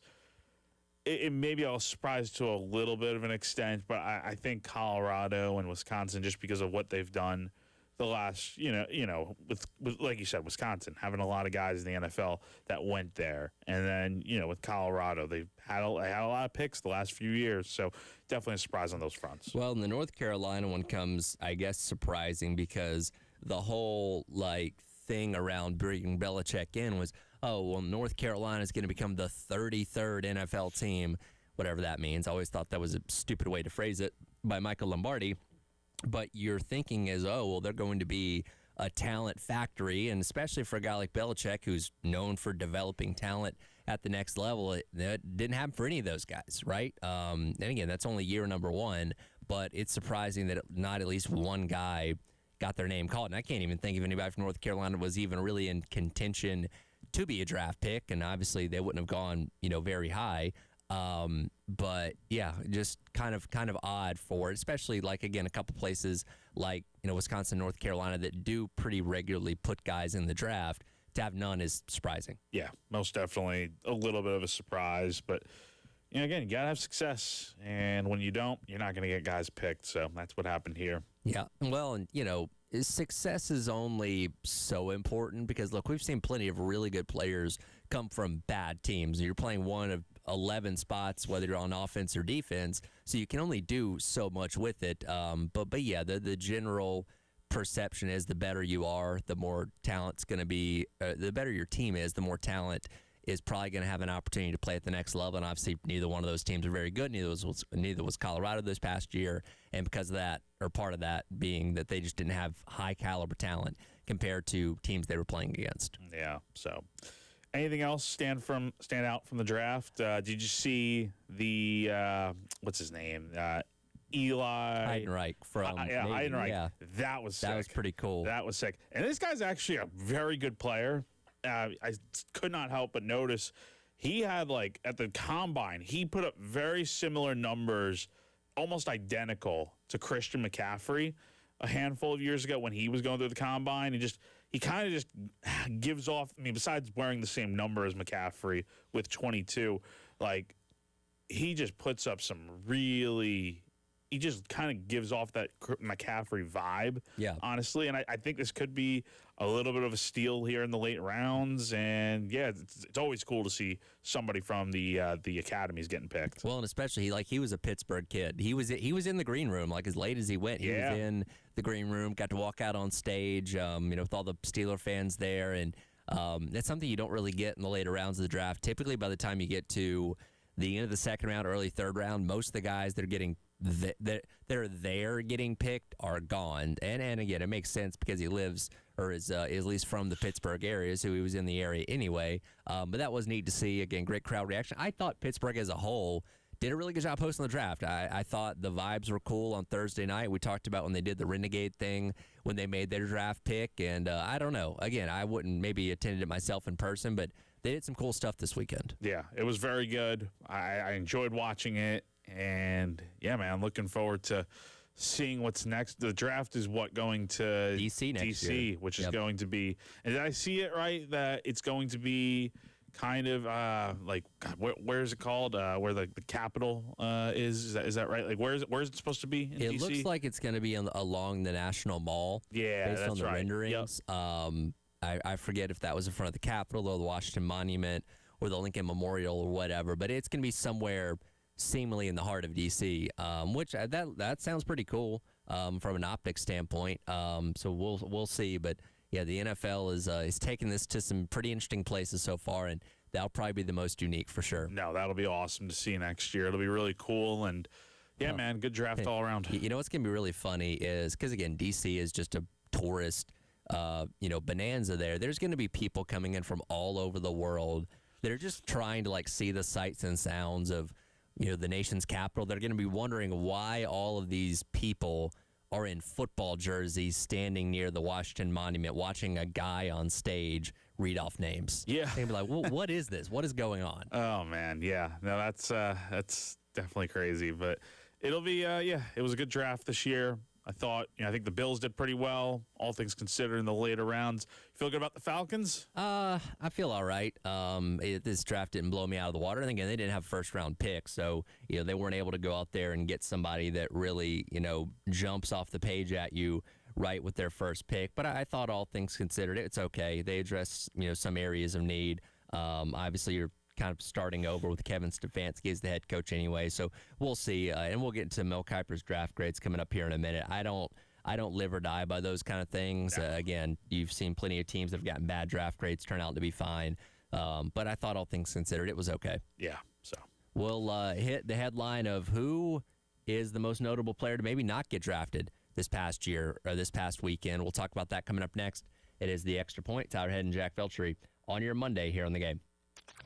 All my sports. The Game Network. 107.5 The Game in Columbia. 96.9 The Game in Charleston. 100.3 The Game in Myrtle Beach. And 100.5 The Game in Florence. We have a new way for you to call the AAA Heating and Air phone lines. Just dial pound 250, and when prompted, punch in the keywords, The Game. And that's it. Again, pound 250 with the keywords, The Game. Broadcasting live from the Herndon Chevrolet studio. Herndon Chevrolet is your hometown dealer. Stop by today or shop online 24/7 at HerndonChevy.com. Whoa. Okay, this one says you get a free phone if you switch. Hey, this one also says you get a free phone if you switch. Yeah, they all do, hon. Wait. The T-Mobile one says families saved over $3,700 versus the other big guys in the past 5 years. And their experience plans have Netflix included, plus a year of Dash Pass by DoorDash. Hang on, let me see that. And a 5-year price guarantee? Oh yeah, we're switching. That's what I'm talking about. Do we clap now, or? I'm thinking high-five. At T-Mobile, get savings that keep stacking up. That's value you can feel every day. Switch now at T-Mobile. Savings based on Harris X billing snapshots from Q3 2021 to Q4 2025 among accounts with 3+ voice lines compared to AT&T and Verizon, excluding discounts, credits, and optional charges. See harrisx.com/T-Mobile. Price guarantee on talk, text, and data. Exclusions like taxes and fees apply. See T-Mobile.com. Powered by Integrated Media. The Game TV. Sponsored by Shepherd's Glass. For auto, home, and commercial glass. ShepherdsGlass.com. In Chapin and West Columbia. The Game TV. Sponsored by Shepherd's Glass. Shepherd's Glass. Start your spring cleaning with Zerorez. Get 3 rooms of carpet cleaned for $109 plus a free hallway. No soap, no residue, no harsh chemicals, just a deeper clean that lasts. Plus, now you can also take $100 off air duct cleaning and breathe cleaner air. Visit ZerorezColumbia.com. Springtime is a great time for a new car, and State Credit Union is a great place to finance that new car. With rates as low as 4.25% APR and up to 90 days with no payment, you can drive what you love and keep some money in your pocket. Visit State Credit Union's website for details and to find a location near you. SCSCU.com. Visit one of State Credit Union's 8 Midlands branches today. Terms and conditions apply. Equal housing lender. Federally insured by the NCUA. Hey guys, it's Jay Phillips for the Men's Clinic. You know, too often guys will not go to the doctor when they're feeling off, whether it's because they think they can tough it out or because they don't want to talk about it. Don't be that guy. Get to feeling better after you see Dr. Dan Balknight and his team at the Men's Clinic. They are experts in healthcare for men, and they're dedicated to making you feel like yourself again. Call them up for a free consultation, 803-875-MENS, and learn more online at themensclinicsc.com. Texting enrolls you in recurring automated marketing text messages. Consent not required to purchase. Message and data rates may apply. The team's looking good this season. I think so. Man, I miss playing football. Ever since I turned 40, I just can't find that fire I used to have. Think it could be lower testosterone? What do you mean? I was feeling the same way. After 40, the body has less testosterone, and men lose their edge. That's why I take Nugenix Total T2. That's the testosterone booster, right? Yes, but Total T2 is their brand new formula that skyrockets nitric oxide levels in as little as 3 hours. Since I started taking it, I've been lifting like when we played for Coach Carter. My energy is way up, and it even spiced up things between me and the missus. Are they still giving out complimentary bottles? Yep, just send a text. Text HIM to 215-215 for your complimentary bottle of Nugenix Total T2, the next generation testosterone booster. Text now and we'll include a bottle of Nugenix Thermo X, our newest, most powerful fat burner ever, absolutely free. Text HIM to 215-215. That's HIM to 215-215. These statements have not been evaluated by the FDA. This product is not intended to diagnose, treat, cure, or prevent any disease. Paid for by Adaptive Health. Twin Peaks is the best in the game. Here, your favorite drafts are poured at a frosty 29 degrees, and rare barrel-aged whiskeys are served just the way you want them. It's bigger game days and bolder fight nights. I mean, where else can you find a scratch kitchen that always comes in clutch every day from lunch to late night? Only at Twin Peaks, the #1 sports bar. Twin Peaks Scratch Kitchen scores every time. Dig into hand-smashed burgers, chef-inspired flatbreads, and more at your local lodge. Oh, yeah. The Extra Point with Tyler Head. And the kick is good. Call or text 803-404-6100 on the Game Network.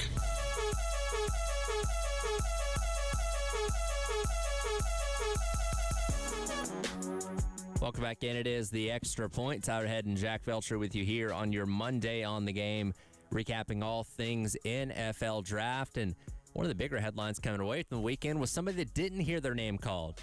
That being Mr. Diego Pavia, after 2 successful seasons at Vanderbilt and a very long college career that, lasted 6 years thanks to the lawsuit, does not end up getting selected in the 7 rounds over the weekend. There was the photo, I think it was his agent or somebody, or no, one of the local news people out there in Nashville, I guess, that posted the photo of his table with all the hats on it at his draft party. Well, he ended up not needing any of those hats. Here's the thing, Jack. A lot of people are celebrating the downfall here because Diego Pavia is a guy that rubs people the wrong way. But, we shouldn't be surprised that he didn't get drafted, right? I think it's only surprising from the standpoint of he's the first Heisman Trophy finalist to go undrafted since Jordan Lynch, the quarterback from Northern Illinois, did not get selected in 2014. That does not happen often. So I think from the standpoint of that fact alone, yeah, you could say it's surprising because what Heisman finalist doesn't get selected for the draft. But I think there are a lot of other factors that probably played into the fact of why he did not get selected. Number one, you could say he's a little bit undersized. A little bit. He's 5'10". He is? Yeah. Okay, I'm looking at ESPN. He's listed at 6 foot, so maybe that's a little. Well, when he measured at the draft, he was 5'10" and an eighth. Okay, yeah. So definitely a little bit undersized. Yeah, so that fact plays into it. I know there are quarterbacks out there now like Russell Wilson, Kyler Murray. Like there are smaller quarterbacks in the NFL making it work. Maybe not right now, but it's not like it's impossible for a smaller quarterback to go in there and have some success. But the other thing is his reputation. He's a very polarizing kind of guy. He's kind of like that Johnny Manziel a little bit with all the swag and whatnot. But as far as personality goes, Diego's not exactly the most likable type of person. Yeah, and that's a thing that people bring up a lot. I don't think that was a determining factor on him being drafted or not, though. I just really think he's a college-specific type of quarterback. And again, we saw him up close and personal when they came to Columbia, last season. Is a run-first guy, right? And Tim Beck's offense in college is a very college-specific type of offense that doesn't always translate to these guys at quarterback being able to go and play at the next level. And Diego Pavia was the perfect fit for exactly what Tim Beck was trying to do. But again, it was more of a run first because, again, it's a spread option type of offense. It's like the triple option from the shotgun in a lot of ways. And Diego Pavia ran it extremely well, but nobody at the NFL runs that kind of thing. And we never looked at Diego Pavia as a really elaborate passer, right? You talk about some of those guys on the shorter side like a Russell Wilson, like a Drew Brees and stuff like that. Those guys are really good at throwing the ball down the field, though, albeit a lot of Russell Wilson's moon balls did get picked off. But they were much more efficient passers than what Diego Pavia looked like in college. And I really think, character stuff aside, arrogance aside and all that kind of stuff, I think that was the biggest determining factor on him getting drafted or not, was just I don't think his skill sets necessarily translate to the NFL. Most definitely. I mean, he was a good college quarterback. You're right. But I do think, it's not like it's impossible for him to go in there and succeed at the pro level. But the NFL is a different ballgame compared to college. And he did get an invite to rookie minicamp with the Baltimore Ravens. So he will have that opportunity. But as far as getting drafted, that was a no-go for him. And I can't say it was a shock, but again, I think it is only a surprise from the standpoint of Heisman finalists are typically always getting drafted, and we see how rare it is for a guy not to get picked. I almost wonder, would it benefit him to try and change positions, like to become a running back in the NFL? Is that even could he even do it, though? I just don't. I mean, why not? Maybe, but I don't think so. I think at this point, you just hope he kind of, for his sake, maybe just break minicamp, do well with the Ravens, maybe get an offer. I don't know. I just think his level for professional football kind of just feels like it's not going to be in the NFL. If he wants to continue playing, it feels like it's going to need to be at one of these other XFL, CFL, whatever it is. I just don't see him making a team, with how much the rosters get constrained. I'd be very interested to know, though, if they would be willing, if he would be willing. Look, the team can tell you one thing, and it's up to you to decide if you want to do it or not. If he would be willing to maybe try a running back type of role or something like that. You mentioned Jordan Lynch being the last Heisman finals that didn't end up getting drafted. He tried his hand at the NFL as being a running back because, again, he was a run-first type of quarterback when he was at Northern Illinois. Obviously didn't end up working out, but I almost wonder if that might be the route that could lead to more success for Diego Pavia. I'm not saying he's going to go out there and, be a starting running back, but trying to switch positions could lead him the opportunity to maybe find his way onto a roster better than being a quarterback could. But here's the thing about Pavia, and again, this goes back to his personality. Is his ego too big to? It's a great question. Not want to make the switch. I could totally see if that conversation ever got brought up. He's gonna. I don't know for a fact, but I just feel like he's the type of guy that would be like, nope, I'm a quarterback, and that's it. So, I just don't see that being the case. I don't see him being willing to switch. Will it get brought up? Perhaps. I don't know. If a team really thinks that could be a possibility, maybe they talk him into it. But I just think his pride and his ego are too big for him to decide, I'll make the switch. Like he he had success as a quarterback, and I can't blame him for feeling like, yeah, if I'm going to make it to the league, it's going to be as a quarterback and a quarterback only. I'm not faulting him for that.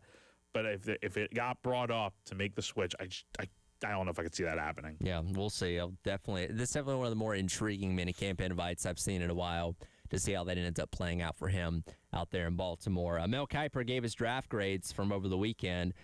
The Cleveland Browns, the Dallas Cowboys, the Vegas Raiders, the Eagles, and the Jets all got an either A or a A-, and that's headlined by the Browns, who had a lot of draft picks to use, and they certainly used them, addressing a lot of areas of need, starting off with their first-round pick with Spencer Fano at 9, got Casey Concepcion at the back half of the first round. We know what he's capable of. Interesting, they got Taylor Green in the 6th round to add another quarterback to that room if they don't already have enough. Parker Brailsford, the center from Alabama. They really hit a little bit of everything in the draft with all those picks they had. It'll be interesting to see how it plays out, but I like a lot of these picks. I really like Concepcion at 24. I saw the Bills were trying to trade up to get him, and the fact that he went to the Browns, that's going to be a good pick for them. Denzel Boston from Washington's also a really good pick at receiver. I like the Brailsford pick in the 5th round. I think that could be good. I like Justin Jefferson from Bama as well. And, yeah, Taylor Green just adds to the quarterback room because I don't think it's a foregone. I don't think it's a complete conclusion that Shedeur Sanders is going to be the quarterback of the Browns. I mean, long-term, he does not feel like the answer. And not saying Taylor Green is, but he adds another quarterback to the competition in that room. Well, reading a lot of stuff leading up to the draft, Taylor Green was kind of looked at as one of those kind of maybe secret type of quarterbacks that was going to be a late-round selection. Again, look, he played on not very good Arkansas teams these past couple of years, but he's got a very athletic skill set and, again, was able to do a lot of good things at times despite not having a ton of talent around him. So I'm interested to see. Now, again, he's at a place like Cleveland, where quarterback careers seem to go to die, but I wouldn't be shocked if he somehow found himself in the mix for that starting job at some point, considering how wide open it seems to be. And you mentioned the Eagles with an A draft grade. I agree. I think they got really good players coming in. I really love, obviously, Mekhi Lemon's a good pick, I think. I really like the Eli Stowers pick at tight end at 54 in the 2nd round. I know they got Goddard, but I just feel like Stowers, I mean, we talk about Pavia and all his success. There's no doubt that Stowers played such a massive role in that. So that was a good pick there. Had a few other good picks along the way. They got the quarterback from North Dakota State, Cole Payton. I'll be interested to see what happens with that. I doubt it'll be any real competition for Jalen Hurts. But, overall good draft for the Eagles there as well. So there's a look at some of the teams that Mel Kiper thought did the best job in the draft over this past weekend. We'll switch gears to baseball coming up next. They've blown it all up, and they're starting over in Boston. We'll tell you about that coming up next. It is the Extra Points, Howard Head and Jack Veltri on your Monday on the Game. Wow, what a play! The Game Network. Columbia, Charleston, Florence, and Myrtle Beach. Gamecock fans, get ready for something new this season. Charleston now has a new station for Carolina sports talk. Dial in to 96.9 The Game on HD3. Head to 96.9 FM and on an HD radio, punch into HD Channel 3. You'll unleash live Carolina coverage you can listen to all day long. New on HD3. It's 96.9 The Game HD3, South Carolina's newest sports station. Email hijacking and ransomware are on the rise, and they're targeting your business. Once your data is out there, there's no fix, no reset. Do you know where your business is vulnerable right now? Find out with a cybersecurity audit from IntelliSystems. IntelliSystems is one of the few firms worldwide that's GTIA Cybersecurity Trustmark Assured, meaning the highest global standards. They find gaps before criminals do. Schedule your audit now. IntelliSystems.com. For appliances with Reliances, that's Jeffers McGill. Come see the entire line of GE appliances at 1421 Atlas Road. Jeffers McGill offers the best customer service and lowest price on every GE make and model, including GE Profile, Monogram, and Cafe brands. Jeffers McGill and GE, your home team. For appliances with Reliances, that's Jeffers McGill. Life matters. The month of January was named for Janus, the Roman god of beginnings. He was symbolized as a man with two faces, one looking back and the other looking ahead. Sounds great, but the problem with the Janus approach is that too often we can't look ahead with excitement and hope because we spend too much time looking back, focusing on mistakes and failure. It has been said that the two saddest words in the English language are, if only. I found that absolutely nothing is gained by continually brooding over the past. Past injustices, if we stay focused on them, can cripple us for the race ahead. Take your mistakes, your hurts, and even your shame to God in prayer and get a fresh start. That's why Jesus described the Christian experience as being born again. This is Pastor Stephen Chitty from Christian Life on Bush River Road. Remember, friend, life matters, and so do you. Railroad tracks and potholes are a way of life driving in Columbia, South Carolina. The last thing you want to worry about is your tires. At Wetzel's Automotive, we make it simple. From helping you choose the right set to professional installation and alignment, our team handles it all in one stop. Our wide selection of top brand tires means you'll always find the right fit for your vehicle and your budget. Fast, friendly, and right here at home. Visit us at 2017 Augusta Road in West Columbia or online at wetzelsauto.com. When you're injured in South Carolina, let me tell you what you deserve. An ally who understands your values, who speaks your language, and is invested in your future. The Jeffcoat firm is a team of proven attorneys from right here. We know South Carolina, we know the law, and we know how to get results. When you're injured in our state, call us because you deserve better. Responsible attorney is Michael Jeffcoat, 1333 Main Street, Columbia. Do you have sagging, soft, or bouncy floors in your home? Well, this could be a sign of rotten wood caused by moisture in your crawl space. Damaged wood in your crawl space can affect your home's foundation, and that can affect your home's value, and nobody wants that. Say goodbye to sagging floors and hello to a stable foundation. Contact Canty today for your free inspection at 803-424-8380 or visit cantycanfixit.com. Sponsored by Progressive Insurance. Keep your career moving forward with growth opportunities, great pay and benefits, and one of the country's top workplaces. Go to careers.progressive.com and apply today.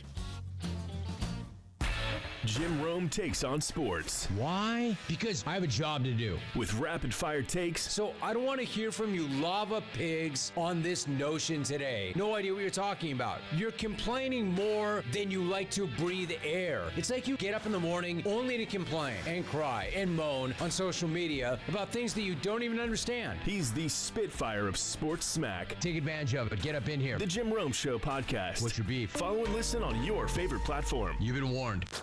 What team sprung a leak this weekend? Sponsored by American Leak Detection on the Extra Point. Welcome back in. It is the Extra Point. Tyler Head and Jack Felcher with you on your Monday here on the game. It is time for Who Sprung a Leak, brought to you by our friends over at American Leak Detection. And Jack, on Friday, we had a good time talking about how your Yankees had maybe crushed the soul of the Boston Red Sox by sweeping them in the midweek series last week. Little did we know that that was actually very true, because Saturday, after the second game of their series against Baltimore, a game that they won pretty handily, 17-1, the powers that be with the Red Sox decided, yeah, we're done. Alex Cora, as well as several assistants, fired on Saturday, and they reshuffled the deck. Chad Tracy takes over as the manager, as we're not even outside the month of April yet, and the Red Sox are already making changes at the top. This one was a surprise. It for sure, just because I think Cora is a good manager for sure. Like, won the World Series in 2018. The last few years haven't been great. You know, last year they made the postseason, won 90-plus games. But, yeah, I mean, they've gotten off to a really rough start this year. They were 10-17 at the time when the Red Sox decided to make the move. I think this is just a problem that goes well beyond the coaching, because there were, I mean, it wasn't just Cora. I mean, it was like him and 5 other coaches on staff that got let go after a 17-1 win over the Orioles on Saturday. Yep. The timing of it is just a little surprising. But I think this is a much deeper issue. I think the Red Sox, any Red Sox fan will probably tell you this. I know Mike Uva will tell you this from talking to him. I mean, they have terrible ownership. I mean, John Henry is a huge, huge problem at the nucleus of all this. The GM, Craig Breslow, I feel like they did not do a good enough job of putting together a roster that's going to win games. The problem with the Red Sox is they play at Fenway, so, that's automatically going to draw good attendance because it's Fenway Park. It's historic, so you get a lot of tourists and a lot of just kind of, just random people. Like the common folk people are going to show up there because it's Fenway Park and it's historic and all that, so you'll have no problem selling out games. And because of that, I feel like as long as there's money coming in that way and there's tickets being sold and people are buying merchandise and the food and all that, that's money in the pockets of the ownership. And as long as they're making a profit, that's all they're going to care about. Until the day comes where the Red Sox aren't making a profit and they're not having enough ticket sales and all that, then that's when you're going to have an issue. Because even when the Red Sox are bad, they still get pretty good attendance. So, yeah, I mean, this move, it's not surprising to an extent because they have gotten off to such a terrible start. And getting swept by the Yankees, I feel like was probably a little bit of the dagger now looking at it. But there are much deeper issues than the coaching staff, for sure. Yeah, reading into this a little bit, and you mentioned Breslow, who's been the head of baseball operations for them since 2023. It seems like he and Alex Cora never really got along. And again, he wasn't there when Alex Cora was hired to be the manager, going back to almost a decade ago when they won that World Series in year number 1. So this kind of seems like something that had been heading in the wrong direction for a while. But the weird thing about this is, and you can almost kind of relate it back to South Carolina baseball a little bit. It's kind of like you're punting on the season in the first third of it, right? Now, again, we have obviously mindedly be able to come in and steer things back somewhat in the right direction, but we don't really think that South Carolina is competing for postseason play. So for Boston, as Chad Tracy takes over, who's managed for a couple years in the Angels farm system, but never been an MLB manager before, it's like, are you really expecting anything out of this year? Or are you just kind of punting on it already? I don't think it's that. There's still... We're only in April right now, and they're, less than 30 games. There's a huge, huge difference between... Yeah, was this guy going to be the one that turns it around? I'm not saying he is. That is not what I'm saying. What I am saying, though, is I don't even think it's comparable with South Carolina because it's a 56-game season in college baseball to where, yeah, if a college baseball season's 100-plus games, sure, there's enough time to potentially turn around when you're 23 games into the year and you're moving on from Paul Mainieri. But that's not the case. Monty Lee only has like 30-plus games in total to really get this thing turned around, and that's just not enough time with the hole that South Carolina was already in.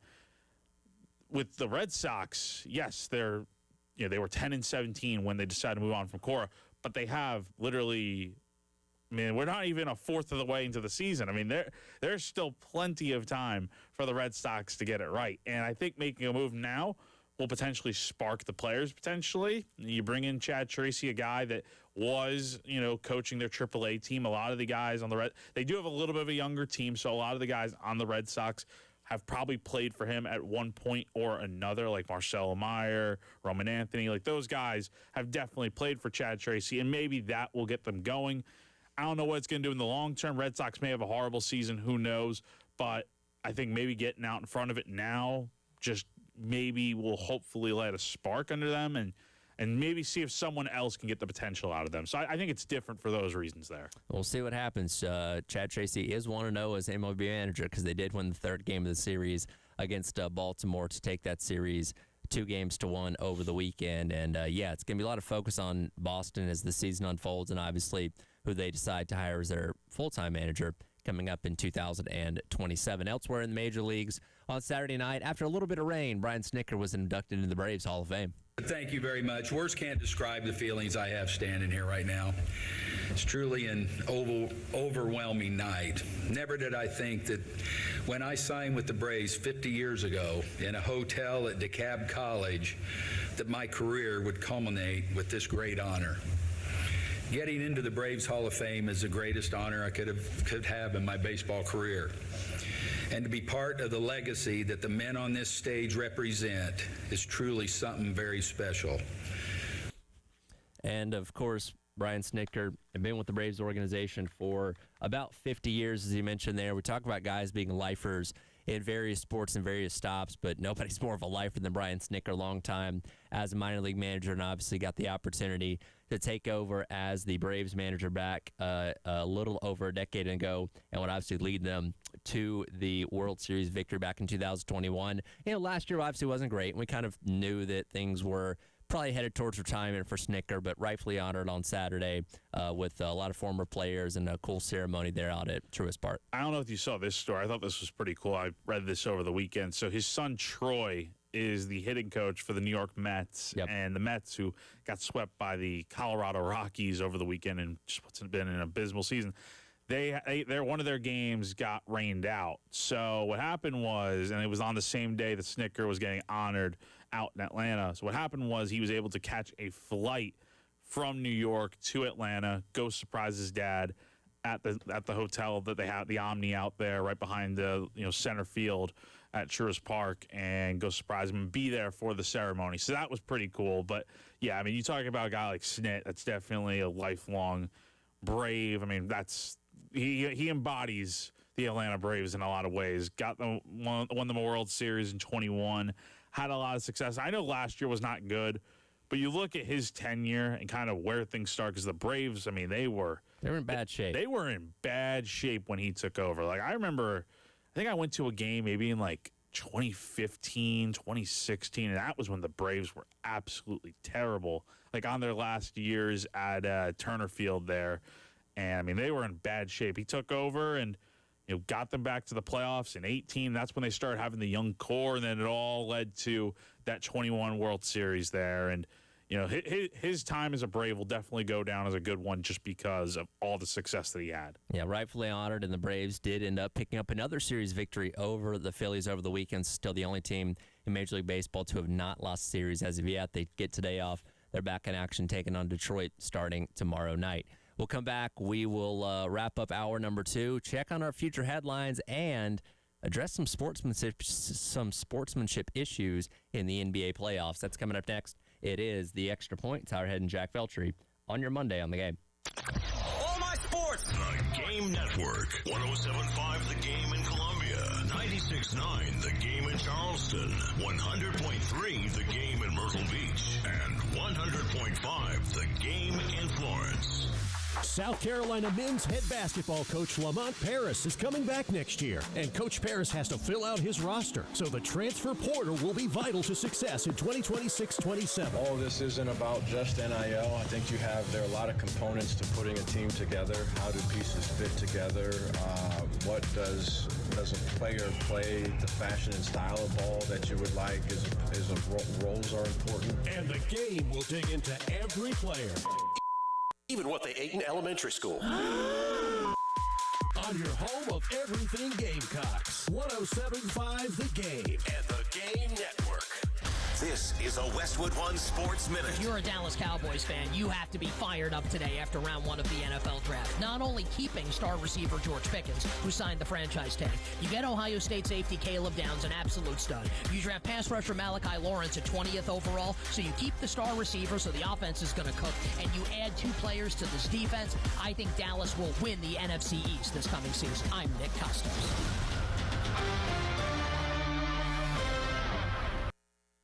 Furnished by IntelliBrands. Whether because of discomfort, lack of mobility, your lifestyle, or occupation, you sit inactively way too many hours a day. Get an Ellipse, the premium quality automatic seated exerciser that strengthens legs, increases mobility, and boosts circulation without physical strain or impact. Improve your flexibility and balance. Strengthen and tone your legs. My joints feel better, my knees feel better, my back feels better, and it makes me feel stronger too. My circulation is moving. I'm burning calories, and it makes me feel energetic. It's so quiet that none of my coworkers even know I'm using it. Call now and order Ellipse, the seated exerciser that strengthens legs, increases mobility, and boosts circulation. And for a limited time, get a free upgrade to our deluxe bundle with a faster motor, sport mat, and wireless remote. Call 800-555-1212. That's 800-555-1212. 800-555-1212 now. These statements and products have not been evaluated by the Food and Drug Administration. These products are not intended to diagnose, treat, cure, or prevent any disease or condition. Meet Morgan Jones.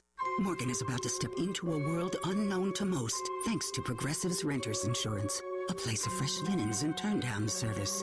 You see, Morgan temporarily vacated her apartment and has gone to a hotel because a pipe burst in her apartment. A pipe that made her sense of reality and apartment ceiling all come crashing down.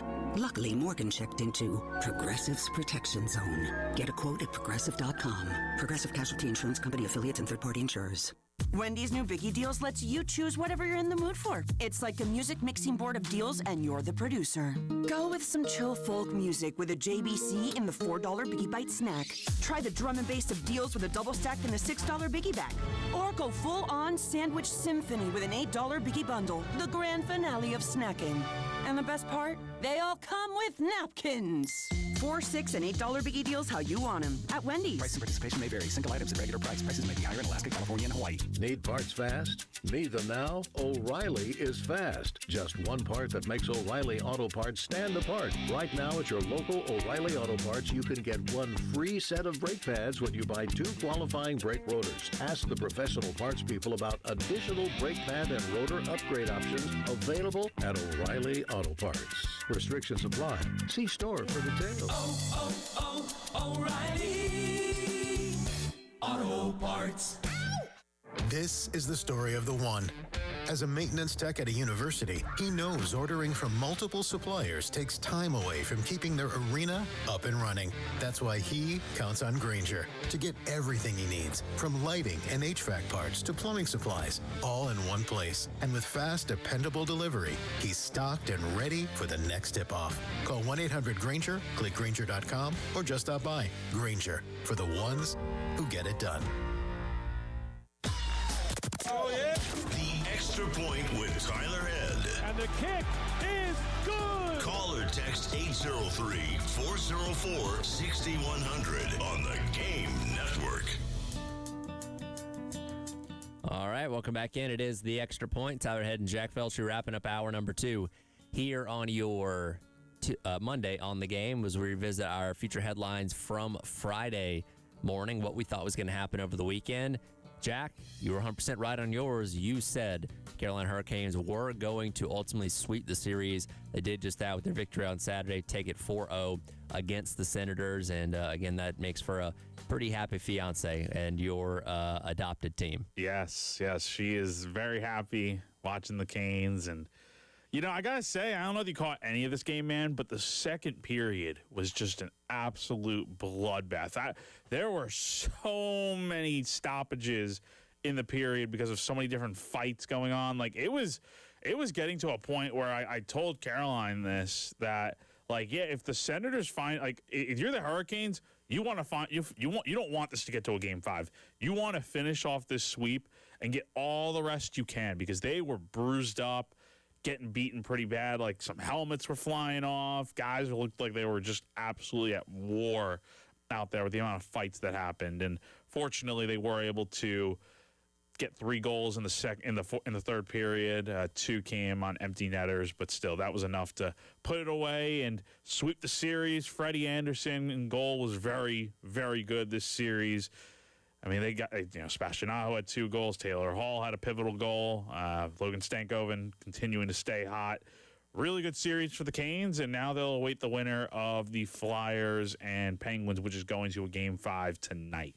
So Jack got his future headline prediction right. Mine, not so much. I thought the Hawks could take a 3-1 series lead over the Knicks for Game 4 this past Saturday, as it was once again in Atlanta. Didn't happen. Knicks won this one pretty handily, 114-98 as they moved to game number 5, to be coming up tomorrow night there. I thought it was an opportunity for the Hawks to really snatch that momentum away and put the Knicks in a tough spot. Still got a lot of basketball left to be played, so you still got a chance, but I thought Saturday could have been very pivotal, and the Hawks maybe getting this done. Yeah, that would have been a pivotal game for the Hawks to win there. I think if they go up 3-1. That's hard to come back from. It is hard to come back from, especially, I mean, yeah, given that games 5 and 7 are at the Garden, that makes it a little bit more manageable. But yeah, if they fell down 3-1, I think the Knicks are probably in trouble there. 2-2, you're going back to New York. I think if the Knicks when's the next game? Tonight? Tomorrow. So if the Knicks win Game 5, I feel pretty good about their chances to win this series. But yeah, I mean they definitely needed that win there in Game 4. They could not go back to New York down 3-1. That would have just been a big hole to fall into. Well, speaking of 3-1, the Timberwolves take a 3-1 series lead over Denver over the weekend, but it was what happened at the end of the game that caused a lot of controversy as this went down in Minnesota. And there's the final rebound. An inspiring victory for the Minnesota Timberwolves in a contest that will be forever known as the Ayo Dosunmu game. Jokic and McDaniels square up. Players trying to break it up. There's still 1.3 remaining. Julius Randle furious. Coaches, referees, everybody, security trying to separate the players. So what happened is the Timberwolves had a double-digit lead. They grabbed the last rebound, and instead of dribbling out the clock, Jaden McDaniels goes to the other end and hits a layup, but still with about 1.3 seconds to go on the clock. Jokic, this set him off, and he goes charging down the court. After McDaniels, they all get into the big scuffle. They have to be separated from one another. Some fines have been handed out. Jokic's been fined $50,000. Julius Randle fined $35,000 for what happened in game number 4. No suspensions or anything like that, but it really comes down to a question of sportsmanship. Where do you fall on this? Was McDaniel in the right? Was Jokic in the right? What do you think? So I'm watching the play here. I don't know why they made the pass there. Just dribble it out. You're up by 15. And look, I'm someone that's like, okay, play to the whistle. But in this situation, the Wolves are up by 15. It's like, just dribble it out. There's 5 seconds left of the game. Making the pass was probably, I would say I was even sillier than the little layup that they hit. Which I understand Jokic getting a little mad over, but did it need to turn into like this all-out thing? No, I don't think so. I think it's a little bit much, but I'm not a big fan of the Wolves doing what they did there at the end. And it's just, you're already up, man, and it's like 5 seconds left to go in the game. Just finish it out, dribble it out, and call it good. It's less egregious than a dunk, though. Like if he would have gone the other end and thrown it down, then I can see the bench is clearing on that one. A layup, he probably shouldn't have done it, but it's not as bad. No, like I don't think it's not the end of the world. The game was already over, and I can understand why Jokic is a little bit mad because it's like nobody was playing at that point. So it's like, why are you doing that? I understand it. Maybe he's also just trying to light a fire into the Nuggets that, now they're down 3-1. 3-1. I mean, it's tough, man. It's tough. And, the Wolves are going to have to do it without Anthony Edwards now for the next few weeks. So, I'll be interested to see what Game 5 looks like now, with how inspired the Nuggets are going to be maybe from this or the Wolves. I mean, there's definitely some tension, and that'll be interesting to keep an eye on for Game 5 coming up. A lot of excitement in the NBA and NHL postseasons going on right now. We'll stay on top of the headlines for that as well. Coming up next, Gamecock Central Takeover Hour presented by Firehouse Subs here on your Monday on the Game.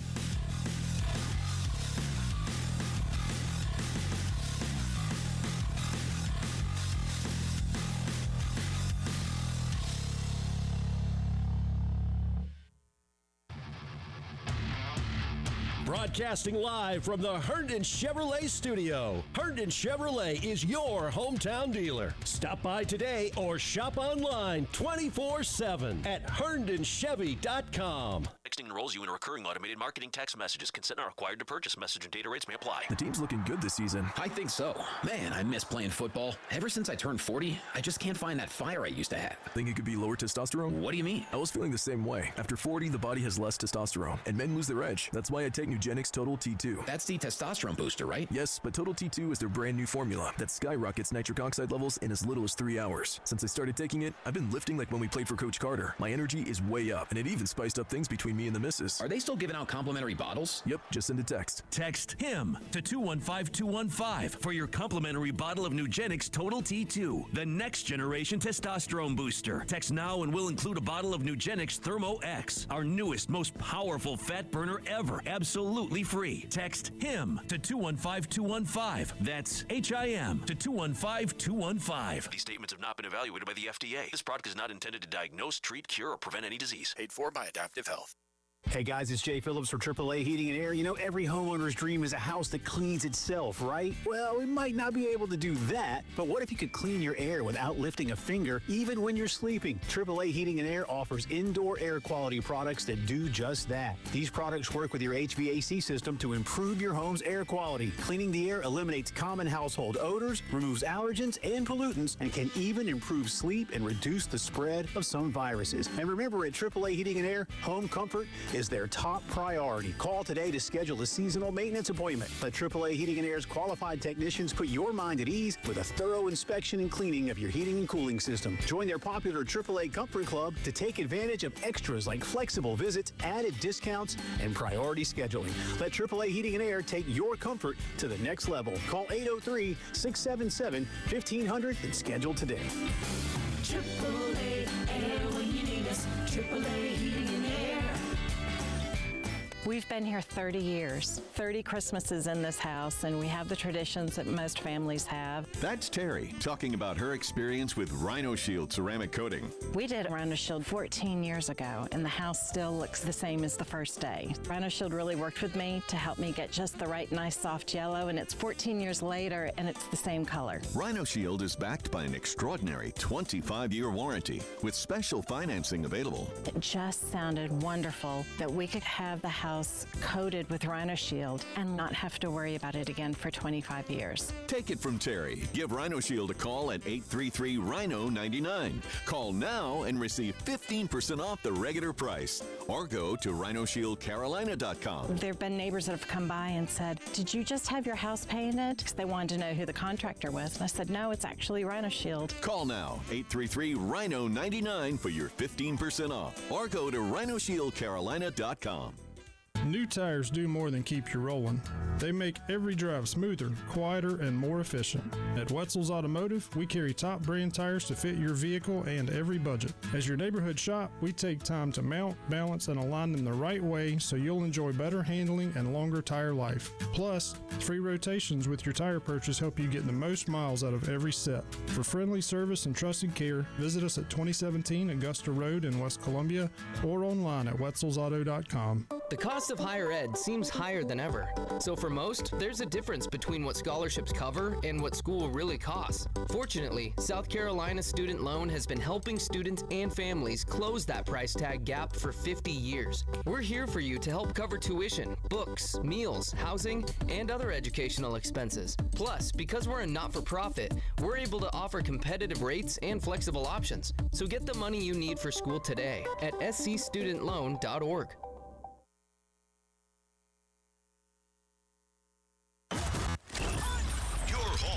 Gamecocks. 107.5 The Game. WNKT Eastover, Columbia. A Cumulus media station.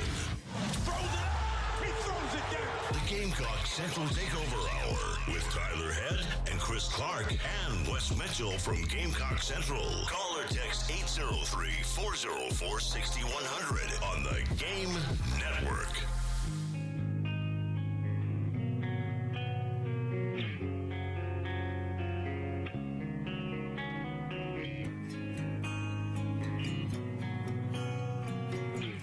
Uh, 11 o'clock on your Monday morning. Welcome in. Gamecock Central Takeover Hour presented by Firehouse Subs. Tyler Head, Wes Mitchell, and Chris Clark along with you here on the game. Wes, very fired up. I just got my caffeine I see that hit of the day. Yeah.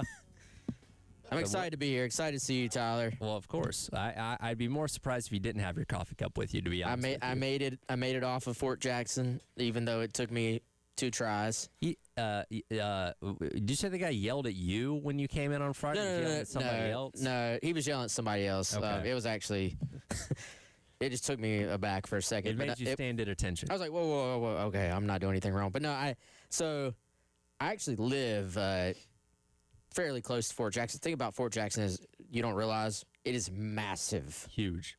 And so I tried to leave the golf course, and I was like, oh, I can actually exit going the opposite way I came in, and I can get it backs up towards the neighborhoods where I live.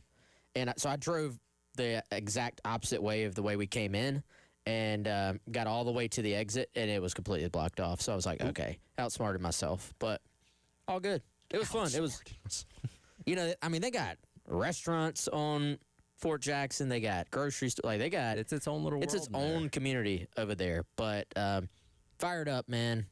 Just in general about life. High on life and caffeine. That's good. Yeah, it didn't take long. I mean, there's not much. Oh, you just got that. Just a little. Just a little. Not a sponsor. Can't mention where it's from. Undisclosed location. That's the initial sip when you put the straw in. Take a big long sip of it, and that was a third of the drink. You had your energy drinks already? Not yet. I need to crack one in the break though. I'm starting.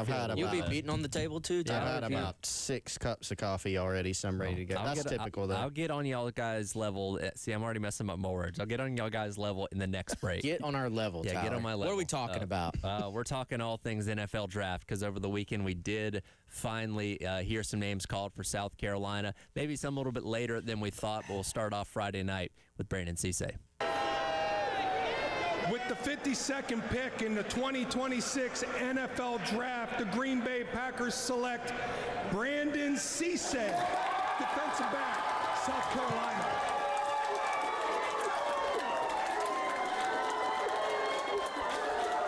Cisse goes 52nd overall to the Packers in the back half of the second round. You can hear the emotion there from him from the video that the Gamecock football put online on Friday night, seeing him get drafted. Again, this is about where he was projected out to be. We talked about Mel Kiper's final 150 that had him at 47, so goes a few picks after that. Again, it's based on need and all that kind of stuff, but going to a good situation out there in Green Bay in a place that needs a little bit more help in the secondary. They struggled a lot last year in that regard, especially when it came to takeaways, and Brandon Cisse has found a home in a place that knows a thing or two about winning.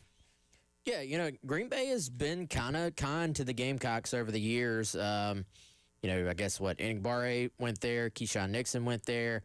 You can go back to some past guys that played at Carolina that ended up having careers in Green Bay. And like you said, man, went about like where people settled on him going. I know early on we kind of talked about it. There was a little bit of first-round buzz, but when you kind of dove into that, it seemed like this was much more along the lines of where he was most likely going to go. And who was that announcing his pick? I don't even remember. That was an excellent delivery, by the way. Like, there was they had their caffeine too, I think. So very just cool moment. My favorite thing, especially when it's guys that you've talked to a little bit or interviewed, just kind of seeing their reactions and their emotions when they get the news that they've really been working on for almost their entire lives, to have that moment come through. And you're a second round pick. You're pretty high up there. If you're smart, you've set your family up financially for a long time. And you also, if they're spending that second round pick on you, that's the team investing in you as well. So I think for Cisse, just an awesome moment for the Sumter native, and should be a pretty good fit. But I think he was a guy, because of the versatility, Chris, I think he kind of would fit regardless of where he went in terms of scheme. Like the ability to play some corner, play some nickel, could probably even go play some free safety if you really asked him to. So I think just the versatility there makes him a fit no matter who had picked him. Yeah, and also the ability to play special teams. That's something I remember when Brandon got recruited here, and he picked Carolina over from South Carolina, obviously played at Lakewood High before he went to NC State for a while. But that's something he talked about, was just he really liked the emphasis on special teams. He's a special teams player at NC State. So he's got some value there, too. Another little cool anecdote, the Packers scout Mike Owen actually spoke to the media about Cisse. He was obviously very involved in scouting Brandon during his time at Carolina. He noted he lives like 35 minutes away from Columbia, and so, was able to talk to him a lot and get to know him and meet him. But just really cool because, I can remember Cisse coming out of Lakewood, and he was a mid to high 3-star. I think he was one of those guys that moved up over time. But he had a coach there that did a really good job of getting his guys on the radar, and he would communicate, hey, this kid, and he would tell you all the time about Cisse. And at that time, had no idea, knew the kid would be a Power 4 player, Power 5 at the time, but didn't know he was going to end up being, second-round pick type. And he was right. South Carolina initially had passed. It's not like they didn't know about him because of the size. You look at Cisse, he's not a small guy by any means, but he doesn't fit those typical Torian Gray parameters. But they corrected that because they go out and get him in the portal. He's got some link to him. He's a super high IQ guy, and we all saw what he did at Pro Day and at the Combine. Really, really helped his cause there. And he's just a great kid. Super high IQ, versatile player, great kid, really good family, and excited to see what he ends up doing at that level. Yeah, they already have a couple guys that have been there for a while, and one of them being Keyshawn Nixon at the cornerback spot. So he's not somebody that's going to get thrust into a starting role right away. He's going to have his opportunity to compete, rotate in, and all that kind of stuff. But again, if you're going to go to any organization, you feel very confident in going to a place like the Packers. Obviously, a great winning history, and again, a place that could use a little bit more help in the secondary that hopefully Cisse can bring to them. Don't quote me on this, but according to Spot Track, the website that does a really cool job of giving you salary data and things like that, pick 52 valued at $9.365 million. It's pretty good. He was only 5 picks away from a lifetime supply catch-up too as well. Dang. If only. I think he'll be all right. He can buy his own ketchup now. He can buy a lifetime supply. He can buy plenty of ketchup. All the ketchup, any condiments you want. Hey, there's only one Heinz 57 red jacket, though. That's true. Would y'all be excited to win a lifetime supply of ketchup? I absolutely would. Nah. I mean, I like ketchup. It'd be fine, but Chris is against all things tomatoes. Not even ketchup? No. I'm fine with ketchup. I don't choose to utilize it. But a lot of times if you win a lifetime supply of something, it is, that is such a marketing, just made up, like, hey, all right, we're going to give you a bottle of ketchup a year. That's a lifetime supply. Because that's all I need in my house. Probably one per year, maybe two. It sounds cool. Lifetime supply. Lifetime supply of ranch. Sign me up. Okay. Does Heinz make ranch? I don't think so. Maybe. It's got to be a certain. Some ranches homemade. They make the Cranch, the ketchup ranch. I don't know if they make specific ranch though. Yeah, you haven't seen that? No. They got all kinds of. I've had mayo chip. Yeah, they make that too. But mayonnaise and ketchup. But I don't think they make their own mayo either. So I don't know where they're getting the mayo and the ranch from. Well, it better be Duke's. Yeah. If you're wanting a lifetime supply of ranch, we need to get you a Hidden Valley deal. Or is that I don't know if that's your preferred ranch or not. It's not. It's better than no ranch. I'm with Wes. There's certain places. I like the house-made, in-house restaurant-made ranches. Okay, real quick. I'm not meaning to take us down a rabbit hole. We're already there. I'm not crazy about ranch. I'll eat it on things Tyler, like the turkey bacon ranch. Seriously, just leave. I do have to ask a question. Do you guys like the ranch runny or thick? Because I've heard runny ranch is the superior ranch for ranch aficionados. Who said that? I've just heard it places. I've never really thought about that. Kind of in the middle. Just Somewhere in the ranch. Yeah. That's what I'm asking you guys. If it's too runny, it's not going to stick. Yeah, it'll just fall. Yeah. But it's not like a blue cheese consistency either. Okay. You need in the middle. Something in the middle. Mm-hmm. Okay. Maybe you haven't had great ranch, Tyler. That's what I'm hearing. Maybe I haven't. I don't know. We'll get you some spots. It's something I've only come around to in recent years, thanks to things like the turkey bacon ranch at Firehouse Subs. That's good ranch. That is very good ranch. Yes, very good ranch. Okay, we got sidetracked. Get back. We'll get back on track. Nick we'll Barrett. We'll talk about Nick Barrett and Jalen Kilgore coming up a little bit more on the other side. Let's hear how they react to getting drafted themselves. Coming up next, it is the Gamecock Central Takeover Hour presented by Firehouse Subs on your Monday on the Game. Wow, what a play! The Game Network. Columbia, Charleston, Florence, and Myrtle Beach. Since that win at Clemson by the Gamecocks, things haven't gone well. Let's spin back to the good old days on the Game Network. He's been carried off this field before wearing different colors. Tonight, as a head coach of South Carolina, he wins the SEC East, and the Gamecocks are heading to Atlanta. Congratulations to Steve Spurrier in South Carolina. Now that's some good feels right there. From 107.5 The Game and the Game Network. Broadcasting live from the Herndon Chevrolet studio. Herndon Chevrolet is your hometown dealer. Stop by today or shop online 24/7 at herndonchevy.com. Texting enrolls you in recurring automated marketing text messages. Consent not required to purchase. Message and data rates may apply. The team's looking good this season. I think so.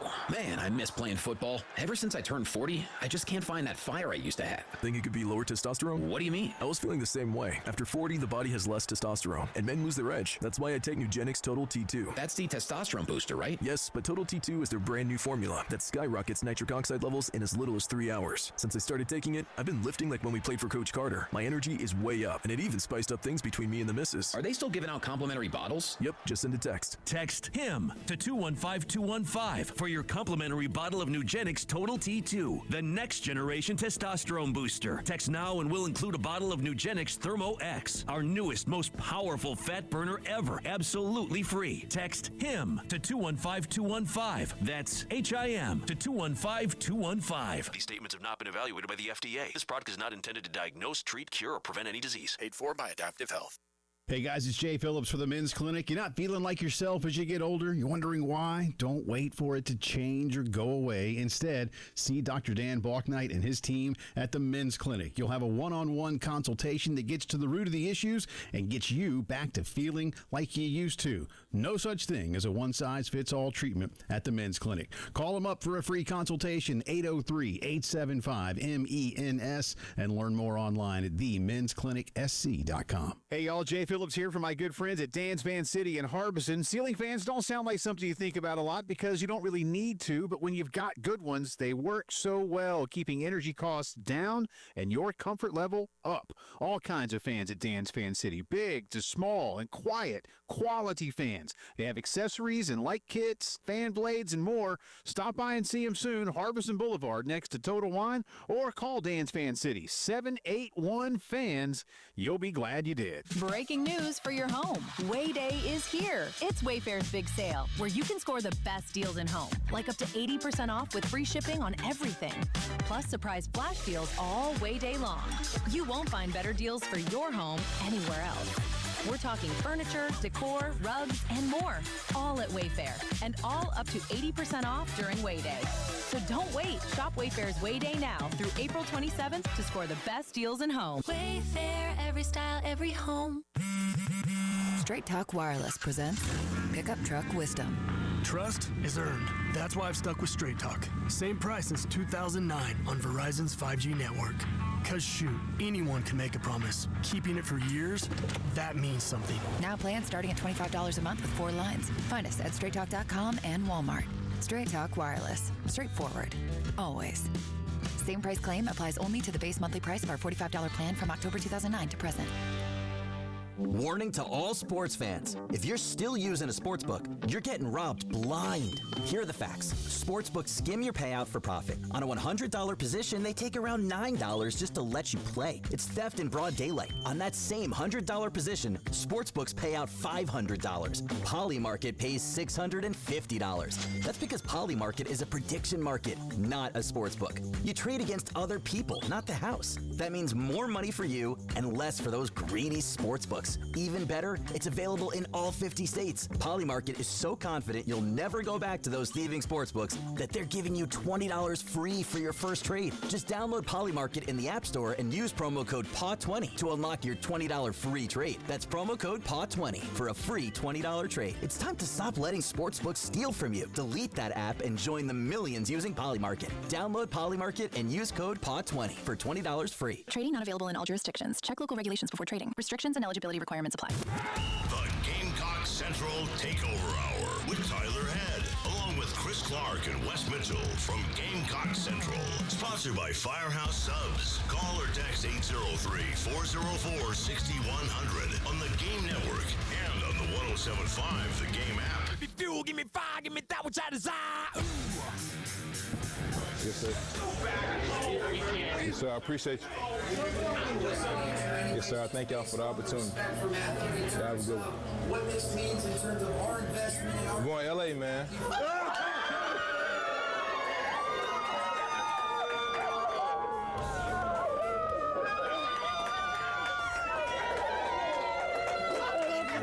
Welcome back in. It is the Gamecock Central Takeover Hour presented by Firehouse Subs. Tyler, West, and Chris along with you here on your Monday on the Game, recapping all of the Gamecocks that got drafted over the weekend out in the NFL draft in Pittsburgh. The second one off the board, a little bit surprising. We'll get to Jalen Kilgore in a minute, as we thought he might be the second name to get called, but it was indeed Nick Barrett with the 145th overall pick in the 5th round to the LA Chargers, as he'll go out there to join, be reunited with former teammate Kyle Kennard and join John Harbaugh's team out there. Again, we've talked at length leading up to the draft about the story of Nick Barrett being a guy that's been here forever, the unselfishness of redshirting 2 years ago, and then a very, very talented defensive line room. As saw a lot of those guys get drafted as well, waited his turn, got started this past season, played an important role on a defense that was good despite the fact the team went 4-8, and now is getting his opportunity at the next level to hopefully be one of those rotational guys for the Chargers coming up this season. Yeah, I think with Nick's career, it is kind of a perfect example.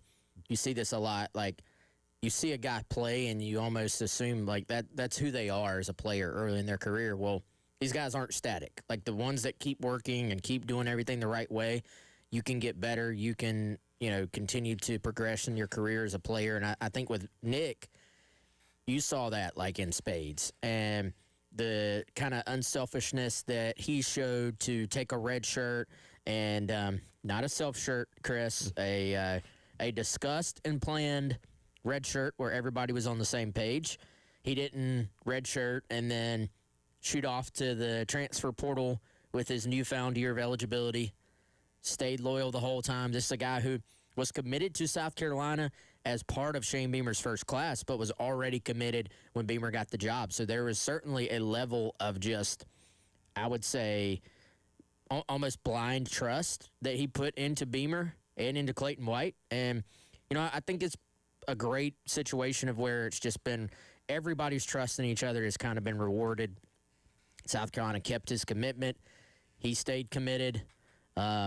Probably one of the few guys these days that can actually say, hey, I had the same defensive coordinator for my entire 5 years in college, and there's some continuity there, and just went from being, I'm going to play some college ball and maybe go off into the work world. Now you're an NFL draft pick, man. Like, only so many people can say that, and, this is a guy who is just a relentless worker, even after the season has been over and after all the combine stuff has been over, like, just continues to work on his craft. And, you need guys like that on your team in the NFL. So this is someone that big guys that work like that and have the tenacity that he has, are somewhat hard to find.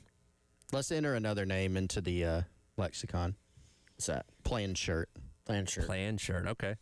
Again, we might not get to keep these for long. These may be going in about 2 months. Yeah. Yeah. But we do have, while we got it, self shirt and plain shirt. Did you notice how On3 snuck in the short-term signee? Yes. That's a kid who signed somewhere and got out of his letter, right? Signed but never arrived. Heard that one, Tyler? I have not. Short-term signee. Okay. STS. Yeah, the Ohio State quarterback this year. Yeah. What's his face? Gosh. Why can we not think of it? They're signing from California. for this year? No, they're quarterback. Literally the guy who played for them this past year. Oh, Julian Sayin. Yeah, Julian Sayin. Yes. Yeah. He was Short-term signee. with Alabama. Because Saban left. Because, he left, right after he signed with them. Because, okay. Short-term signee. All right, now that we're getting a lot of terms here. Self-shirt, plain shirt. Yeah, let's keep them while we can. But, also, Nick Barrett not only joining Kyle Kennard, but Delvon Campbell. That's right. Forgot about that. He was still on the Chargers roster as of now. So, good for him for being able to stick around as an undrafted free agent. But, Nick, and I realized the other day, guys, I was prepared, doing a little background for something I was writing, just some kind of a retrospective on some of these guys. And we've covered Wes, you just talked about a lot of this, but, Nick Barrett, high school signee, committed to Muschamp, stuck around through the transition, stuck around his entire 5 years, did the planned red shirt thing. I feel like it's not talked about enough because so many kids aren't loyal nowadays, and there's a lot of truth to that. But this is a guy who became a team leader. He developed over time. He improved. He made a huge leap from last season to this season. Didn't even see the field last season, right? And but even when you go back to when he was playing, he went from a reserve role to a guy that not only started but played very well. I think you look back at the Alabama game, they had a few guys drafted. Parker Brailsford, their center, got drafted. Caden Proctor, obviously. They had some dudes on the offensive line that were good players, and he probably had his best game of the season against Alabama. And I think that was the point where he really started, opening the eyes of scouts. But I'd said last week that, I can't really think of many other guys that raised their stock more than him. I missed an obvious example. Xavier Legette, went from a guy that, he made some nice plays, made that great catch in the bowl game against Notre Dame, but was kind of, inconsistency, didn't make a huge impact, always had physical gifts and tools we knew could really run, great size, could make plays like that. And then, boom, he goes to being a star and a first-round pick. So that's one of your more extreme examples. But you won't find many that did what Nick Barrett did, right? You come off of you've already been in college 4 years, you come off a redshirt year, then you're a starter, team leader on defense, and make the type of impact you did and play yourself into being, an NFL draft pick. Yeah, and I almost wonder, you mentioned that part about development, because you're right, it is very rare in today's age to have a guy that stayed in one place for their entire career, let alone have one defensive coordinator. And again, you saw his career steadily getting better and better and better, all the way up to earning an opportunity to be a starter this past year. I wonder how much that's going to benefit him at the next level, because he does have the continuity of his career that a lot of guys just quite frankly don't have. Now, again, he's going to be competing because there's a couple guys already established on the Chargers defensive line that are mainline starters, so he's going to be competing for one of those rotational spots. But I do wonder how much that continuity and development that he got here at Carolina is going to benefit him as he gets into camp with the Chargers. Yeah, and I think it's already just benefited his development and probably his trust as well. Just, trusting the staff. Hey, we want you to redshirt this year, but there's going to be a bigger role for you next year. Some guy, if there was not a trust with the staff, I feel like that would have been like, man, I've already waited my turn, and now we're talking about me redshirting. The trust that everybody had with each other, and then for it to work out the way it did this final year, where Nick was a starter, not only a starter, but played very, very well. I mean, guys, we keep talking about that was a position we were all kind of concerned about and going, hey, this has to happen, that has to happen, this other thing has to happen for this position to be okay. And all the ifs, one of them being Nick, frankly, all of them turned out to the positive. So, yeah, just super happy for that guy, man. Awesome story, and hopefully he can stick around in the league. Yeah, certainly so. The third pick to get his name called for South Carolina was, of course, Jalen Kilgore. A little bit later than we thought. Here's Jalen Kilgore taking the phone call. Jalen, how you doing, buddy? I'm doing good. How about you? Not too bad. Not too bad. We were surprised you're still here, but we're excited to get you, buddy. I'm so glad you just made the best pick in the draft. I promise you, Coach. I promise you. I love it. I talked to Coach Beamer this morning, and he raved about you. And I told him if we got a chance, we were going to try and get you today. Thank you so much. You got it. You got it. Are you with your family? Yeah. Okay. Listen, you earned this, buddy. We're excited to get you up here and prove all the doubters wrong. Right? Yes, sir. 100%. 100%. Right, Let's go get it. I promise you, I got you. I promise you, made the best pick in the draft. I promise you, you ain't gonna regret it at all. I promise you. You hear the emotion there in Jalen Kilgore's voice. Again, he waited a lot longer than we thought. He was going to have to wait to hear his name called. Ends up going to the 5th round, 167th overall to Jack's Buffalo Bills, where, again, we thought maybe he could be a late 3rd round to 4th round type of pick. So I imagine that extra waiting played in the emotion there. But and the big question coming away from the weekend was, why did he drop as far as he did? Because he never had any character concerns or off-the-field issues when he was here at Carolina. It was always great anytime we had him in studio or when he was meeting with the media. Obviously dealt with an injury last year throughout the season that could have had something to do with that, but that was kind of the more surprising thing with him going as late as he did on the weekend. Guys, and in no way do I consider myself a draft expert. Like, my information, everything is based on South Carolina and then college and all that. But this was, like, legitimately shocking for me. Like, I mean, I was the one who brought up hey, let's have the over-under buy or sell on whether he and Cisse will go very close to each other. And it wasn't close at all. And I'm shocked. I did ask around a little bit. One thing that's mentioned to me is, like, hey, these NFL teams may just want him to play safety, and he's mostly played nickel. So there's a little bit of a projection aspect to that maybe pushed him down below some guys who maybe they've seen play a lot of safety. You know what I'm saying? Like, when you're projecting a guy, you're already talking about an inexact science, which is the draft and picking and evaluation and all that stuff. If I haven't really seen a guy play a particular position, it becomes more of a projection. So maybe some of that, man, but talk about just a phenomenal kid, phenomenal family. Like, you're never going to have to worry about the off the field. Throw in the athleticism, the fact that this dude just came in and has the production where he started for 3 years, pretty much right off the bat as a true freshman, can play safety, can play nickel, good tackler, smart kid, has the kind of that short-term, what do you call it, like a short-term memory where if, like, I always remember him getting beat against Missouri and really just a tough ask. Hey, go cover Luther Burden on this slot fade one-on-one down the field with the game on the line. Good luck. Yeah. You know, that's really not his fault. Like, that was just Missouri caught South Carolina. Like, it was a good call by them, right? He comes back the next drive. You know, South Carolina scores. Missouri gets the ball back. They put the ball in danger, and he gets to ice the game with an interception. Like, to me, that's kind of an example of who Jalen is. Like, I'm just going to flush it, move on, keep working. Let's go. And so I think it's a really good pick for the Bills. I don't know enough about their defense and who's back, what their situation is. But I hope there's a real opportunity for him in Buffalo because, I don't know, man. Like, this dude just really checks so many boxes that I don't understand how Jalen is a 5th-round pick, even if he's going as a safety. Yeah. And I think, I asked around, too, and haven't gotten a great answer. It's certainly not off-field stuff. Nobody I've talked to yet, at least, really knows. One thing that was offered up to me is, hey, I think he just kind of got caught in a big group of safeties. You know, I mean, he was the 14th guy, the 14th safety off the board, if you count it that way. You know, Nick Barrett also went in the 5th round. He was the 12th defensive tackle taken.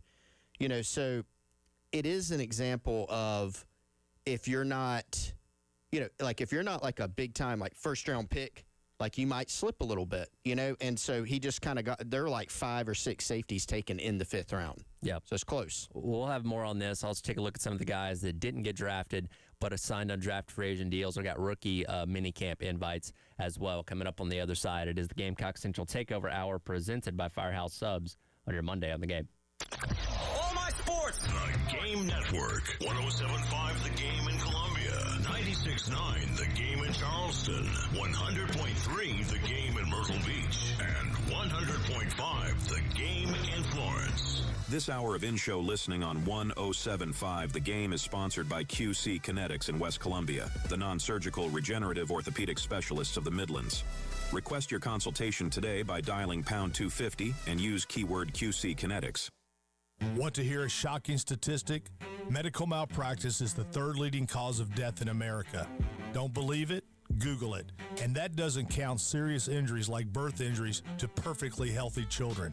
All doctors wear white jackets, but it doesn't make them all the same. Most medical errors are committed by the same quacks over and over again. I'm John Morgan of Morgan & Morgan.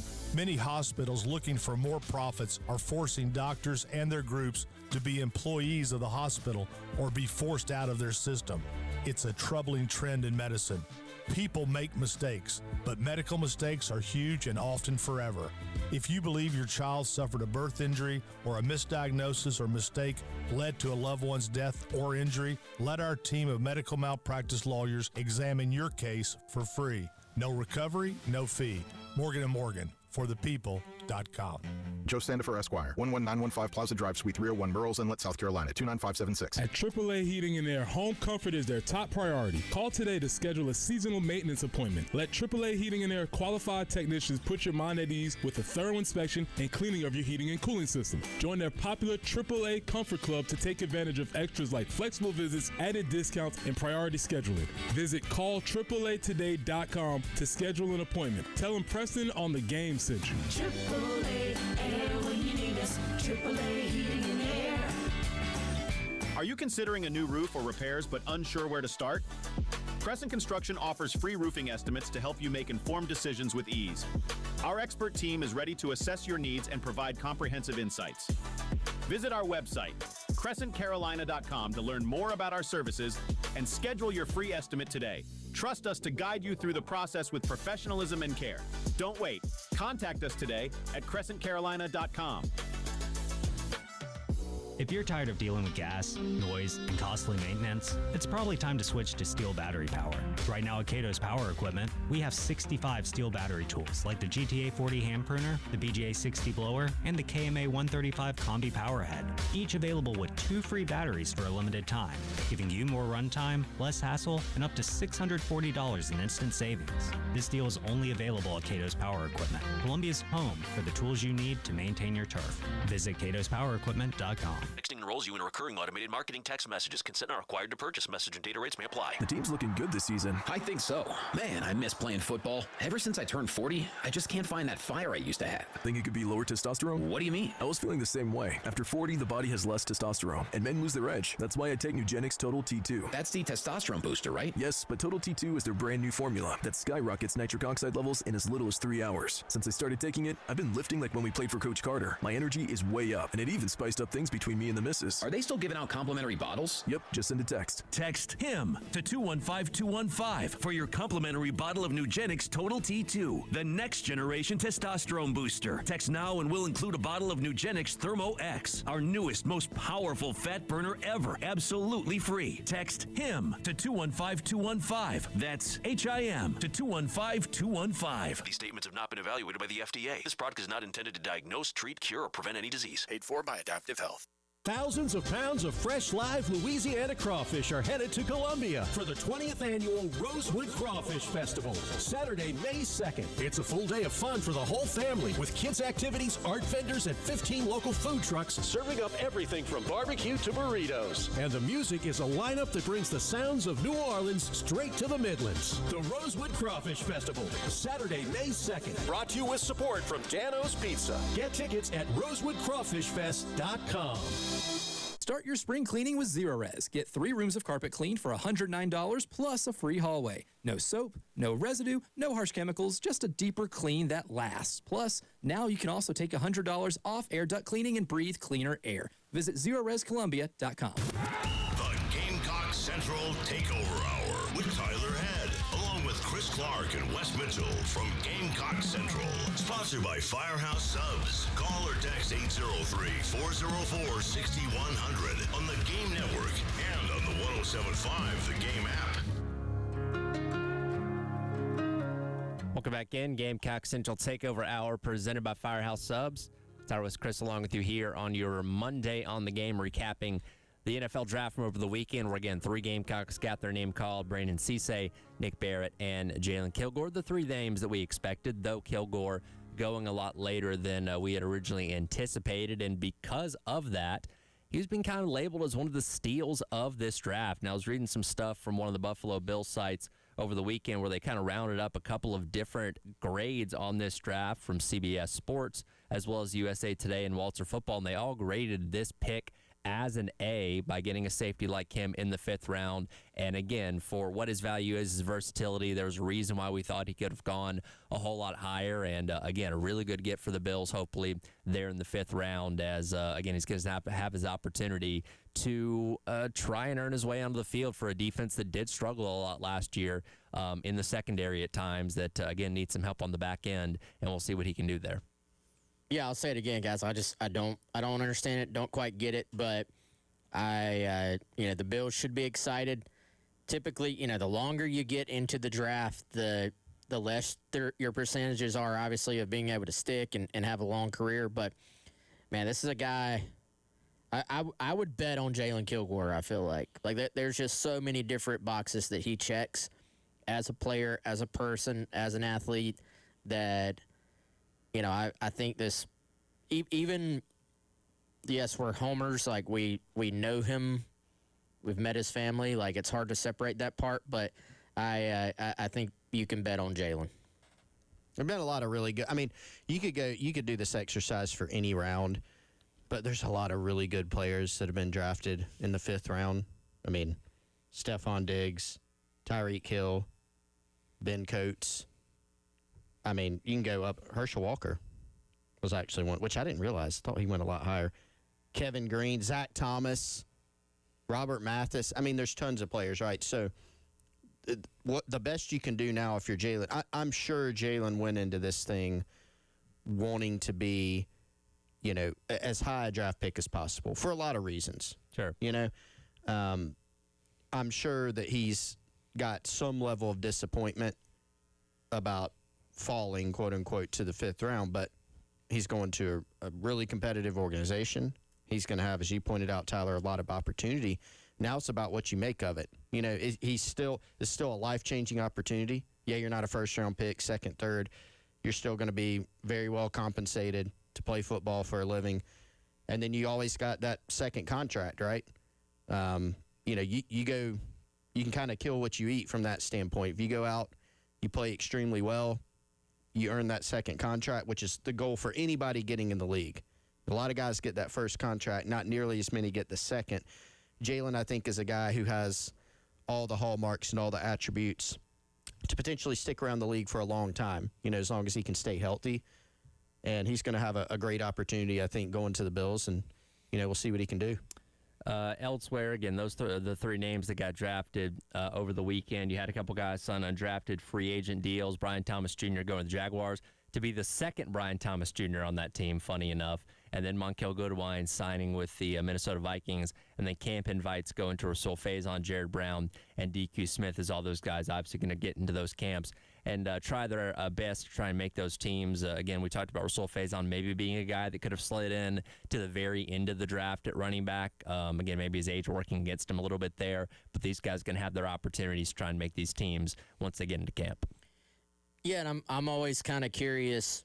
You have obviously that kind of separation between, drafted guys, then your undrafted free agents. Well, then after that point, how do you kind of separate the rookie mini camp invite guys from the, we're just going to sign you guys?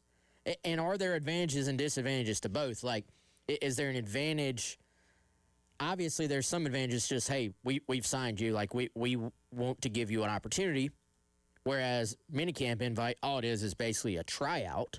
But there's also, I'm going to go, in the case of Rasul and DQ Smith, 3 different teams each are going to be able to watch me, and maybe there's going to be multiple opportunities there. So I'm kind of just curious to see how these things play out is always fascinating to me. Then you start talking about, well, can you just make a squad as a practice squad guy? You know what I'm saying? So it does. I mean, you're talking about low percentages. Let's just call it for what it is. Let's be honest. When you're get down at this level, your chances of having a long career in the NFL, the numbers are against you. But all these guys are going to get a shot, and if you get a shot, you can always potentially take advantage of it. Yeah, you look like we mentioned Delvon Campbell earlier. Chargers signed him to the roster after his minicamp performance. Gage Larvidan, same thing. You know, Browns signed him after he came to rookie minicamp and did well there, and he got an opportunity to stay on. So, you know, you got to get the opportunity, and then you can make of it what you will from there. Who do y'all think, who is left? Like, I got to imagine Oscar Attaway, maybe a minicamp invite. I got to imagine JT Gear, potentially minicamp invite. And maybe some of those guys have, and we just haven't unearthed it yet. But I was trying to think back of who from this group is still out there that's going to get a shot, you know? Yeah, because, and maybe I'll mention this, and I already forgot, but DQ Smith, Jared Brown have already gotten invites. Yes. Russell, Jared, and DQ have invites. And then Goodwine and BT, Brian Thomas Jr. already signed. Mm-hmm. So JT Gear will probably get a chance somewhere, right? Yes. I mean, that was a guy that was consistently on, like, this guy will get a minicamp invite probably list. You know, so he's probably the main one to watch for. Is there a window of that, by the way, on the time frame of getting those invites coming away from the draft? I don't know, but I do know this. One of them, let me go back to my message. You're kind of fighting, you're actually kind of fighting the timing of the actual mini camps themselves, because I don't really see this mentioned a ton, but the, golly, where'd it go? So, for example, DQ Smith, one of them, Baltimore, that mini camp is this Thursday. So, you see what I'm saying? Like, you're kind of up against the schedule of, like, these things happen quickly. Mm-hmm. So, I don't know if there's an actual cutoff in terms of when you have to be invited, but the mini camps are coming up. So, yeah. Couple others, you know, I had someone mention before the draft, maybe Jordan Dingle, tight end, might get a look. You know, Eric Rice did not play a lot here, but he was a really good special teams player and put up some good testing numbers. He's another one to maybe watch. So there might be a couple other guys that kind of trickle in here at the end. Eric Rice is an example of if you think you could just, you know, people are like, I could have caught that ball.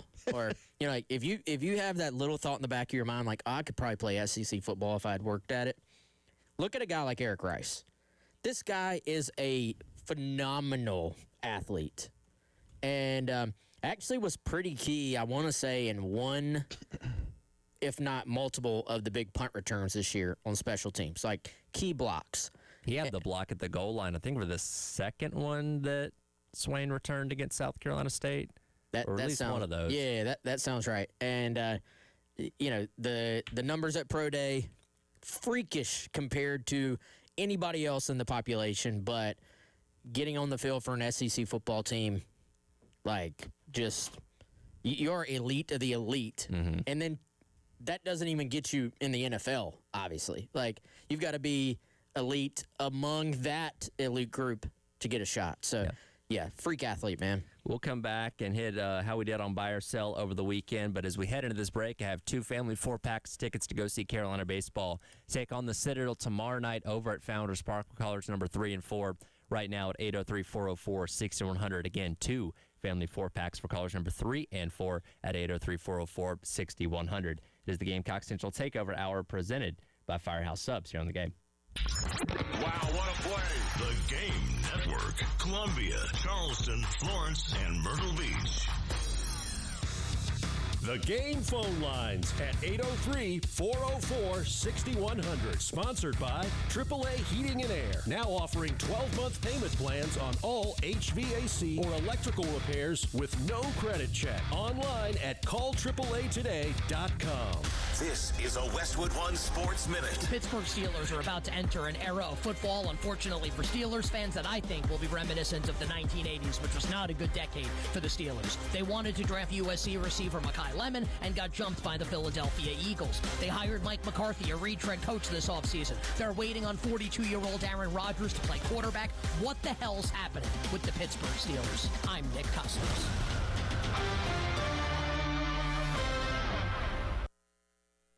This is the story of the one.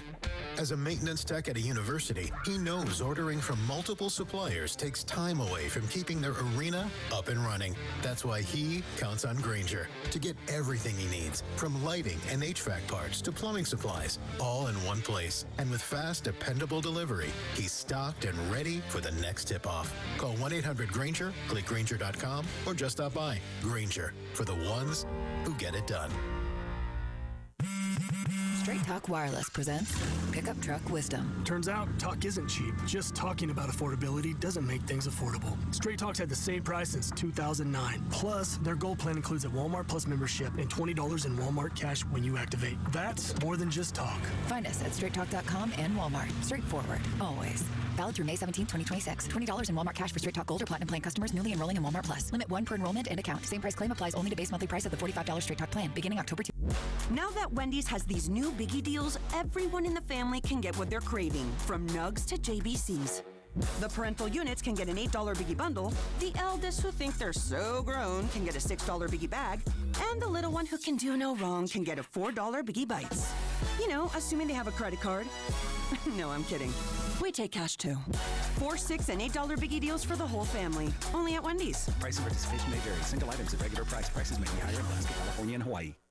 In today's fast-moving job market, staying ahead means keeping your skills sharp. At University of Maryland Global Campus, we help keep your capabilities cutting edge with our skills-based education programs designed to move your career forward.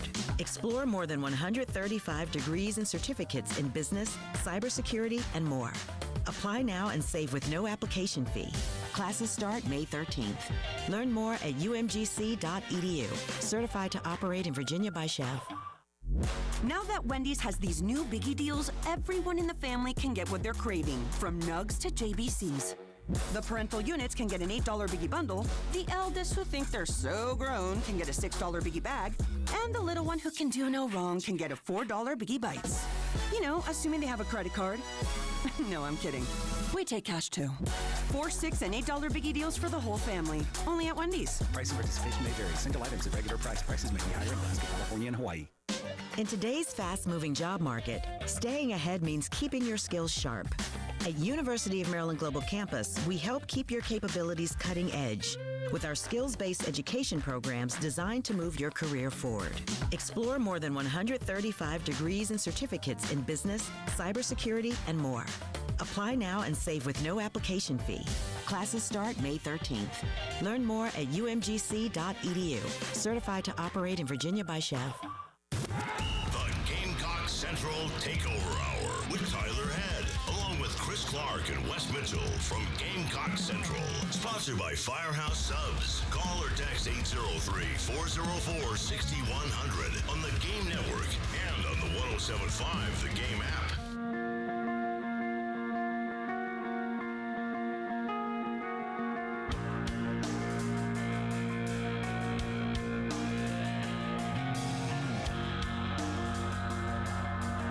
Welcome back in. It is the Gamecock Central Takeover Hour, presented by Firehouse Subs. Tyler, West, and Chris wrapping up the hour here on your Monday on the Game. It is time to check on our buy or sell from over the weekend. Only had 3 questions on Friday, bouncing between the NFL draft and Gamecock baseball. And, well, was it you or Wes that came up with this the other day? I think it was Wes, in terms of the distance between Cisse and Jalen Kilgore. That was Wesley. We set the line at 20.5, and look, we all had a very a strong debate about it, and we thought that was a pretty reasonable number. Terrible line, Tyler. It ended up being not very close, as the distance between those two picks was 115. As Cece goes 52nd, Kilgore goes 167. So we all bought that. Kale actually sold it, so he was the only one to get it right. He's not here to get his winnings. He's not here to gloat about that one, but yeah, it was definitely one of the more perplexing things over the weekend of the distance between those two. Should have stuck with my gut. My gut was kind of telling me, it'll be a little bit more. It was like a hopeful pick. Yeah. You know? All right, moving on. Yeah. So we all got that one wrong. The other one from the draft was the SEC's draft record would end after the Big Ten had the most picks in the first round. Not only did the record not end, the SEC once again beat its own record from last year, where they had 87 players drafted this year across 7 rounds. Who was? We all sold, so we all got that correct. I thought you were an SEC hater now, Tyler. I'm a well-known SEC hater, but even I was willing to say that across 7 rounds, it was going to come out in the wash once again. You might have bought that one. All right. Yeah. SEC depth, man. Like, there's the Big Ten has made strides. All the credit in the world, but still just loaded with athletes week in, week out in the SEC. SEC 87, Big Ten 68, ACC and Big 12 had 38 apiece. 4. Guys, how about the FCS, though? Yeah. It's the portal and NIL has completely destroyed the FCS to the NFL route. Yeah, because if you're any kind of dude in the FCS, you're going to get picked up by a FBS team. It's FCS to Power 4 to NFL now. Mm-hmm. Notre Dame group of 6, FCS and international had 26 players total taken. Why did they put Notre Dame in that category? They're special, Wes. Because they're an independent. I would say, how many of those were Notre Dame guys? Yeah. I don't know. I mean, Jeremiah Love, let's see. Jeremiah Love, number 3. Jadarian Price went 32 overall. Yeah, I didn't even realize. I forgot that. Both of the running backs were first-round picks. That's not bad. I don't even know the total. Navy had 2 7th-rounders. They did, including they got on the board. Eli Heidenreich. That was one of the more cool moments of the draft. He's a Pittsburgh kid, so he was there. And, yeah, I think, God, that's the first time forever that Navy's had 2 people picked in an NFL draft. And I thought it was all like Uar Bernard from Nigeria taken in the 7th round by the Eagles. Massive. Got 300-pounder that ran 4.63, which is completely insane. But you know how you're like sitting there watching, and he was in the green room, so he got to have his walkout. That was really cool. But you're sitting there waiting, you're like, all right, like you knew he was international, but you're waiting on like some highlights. There's none. He hasn't played football. Yeah. But 7th rounder, I mean, like take a flyer, could end up looking very smart. A little bit like South Carolina going international. Nefjiwa. Yep, bringing in someone who hasn't played before. My favorite non-Gamecock moment actually was Ruben Bain grabbing the hat and having no interest whatsoever in doing the little selfie camera thing, popping the hat and just walking out like he had business to attend to. Yeah. We don't need a mirror. That's a bad dude right there. I almost wonder if that's kind of like a final test for some guys, like how much they're into themselves and little mirror thing as they're putting their hat on, where Ruben Bain's like, nah, hat, I'll grab it, go out on the stage. Did you see how smooth he grabbed it, though, He did, too? yeah. He didn't even, like, look over at it. It's just reach out, grab it, put it on as you're walking to the stage. He may not have even noticed there was a mirror there. Yeah, that was a bad dude. Yeah, it's gonna be scary for him for sure. Last question from Friday was Kentucky was 16th in the SEC in total home runs. Buy or sell. South Carolina would allow no home runs on the weekend. You guys all sold on that and got it correct. I bought it and got it wrong, as Carolina did give up quite a few home runs over the weekend, as there were a lot of runs scored between 3 games. But guys, Carolina did finally accomplish my goal. They've won 7 conference games, so they're at least better than last year. Tyler Box stole one of those homers, too. He did. What a play that was. Sports Center, I think that got to 3 on the top 10 on Saturday. Yeah. Yep. Well deserved. Dude, that was a Rob job. You know, some catches on the wall are good, but you're kind of like, all right, they slowed up. It's a good catch. That was a true Like ran a long way, full speed over the wall. You actually robbed a home run. Some guys will catch it at the base of the wall and then kind of throw their hand up. He robbed it. But no, that was legitimate. Was going out into the bullpen, and he snagged it. Yep. Shout out, as always, to Gamecock Central Takeover guest, Ashley Chastain Woodard, South Carolina softball. Big win over number 11 Texas A&M. Took 2 of 3. Did y'all see the walk-off yesterday?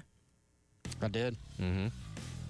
Big win. Big series win. They're getting they are now that pretty much officially gets them in the tournament as well. Because this is their last weekend in conference play. Yep. This so weekend they will finish over 500, tournament. Which is you have to have that. Shout out to them. Metrics are good. Time. That'll do it for the Gamecock Central Takeover Hour presented by Firehouse Subs. Halftime show, myself, Bill Gunner, up next here in the game.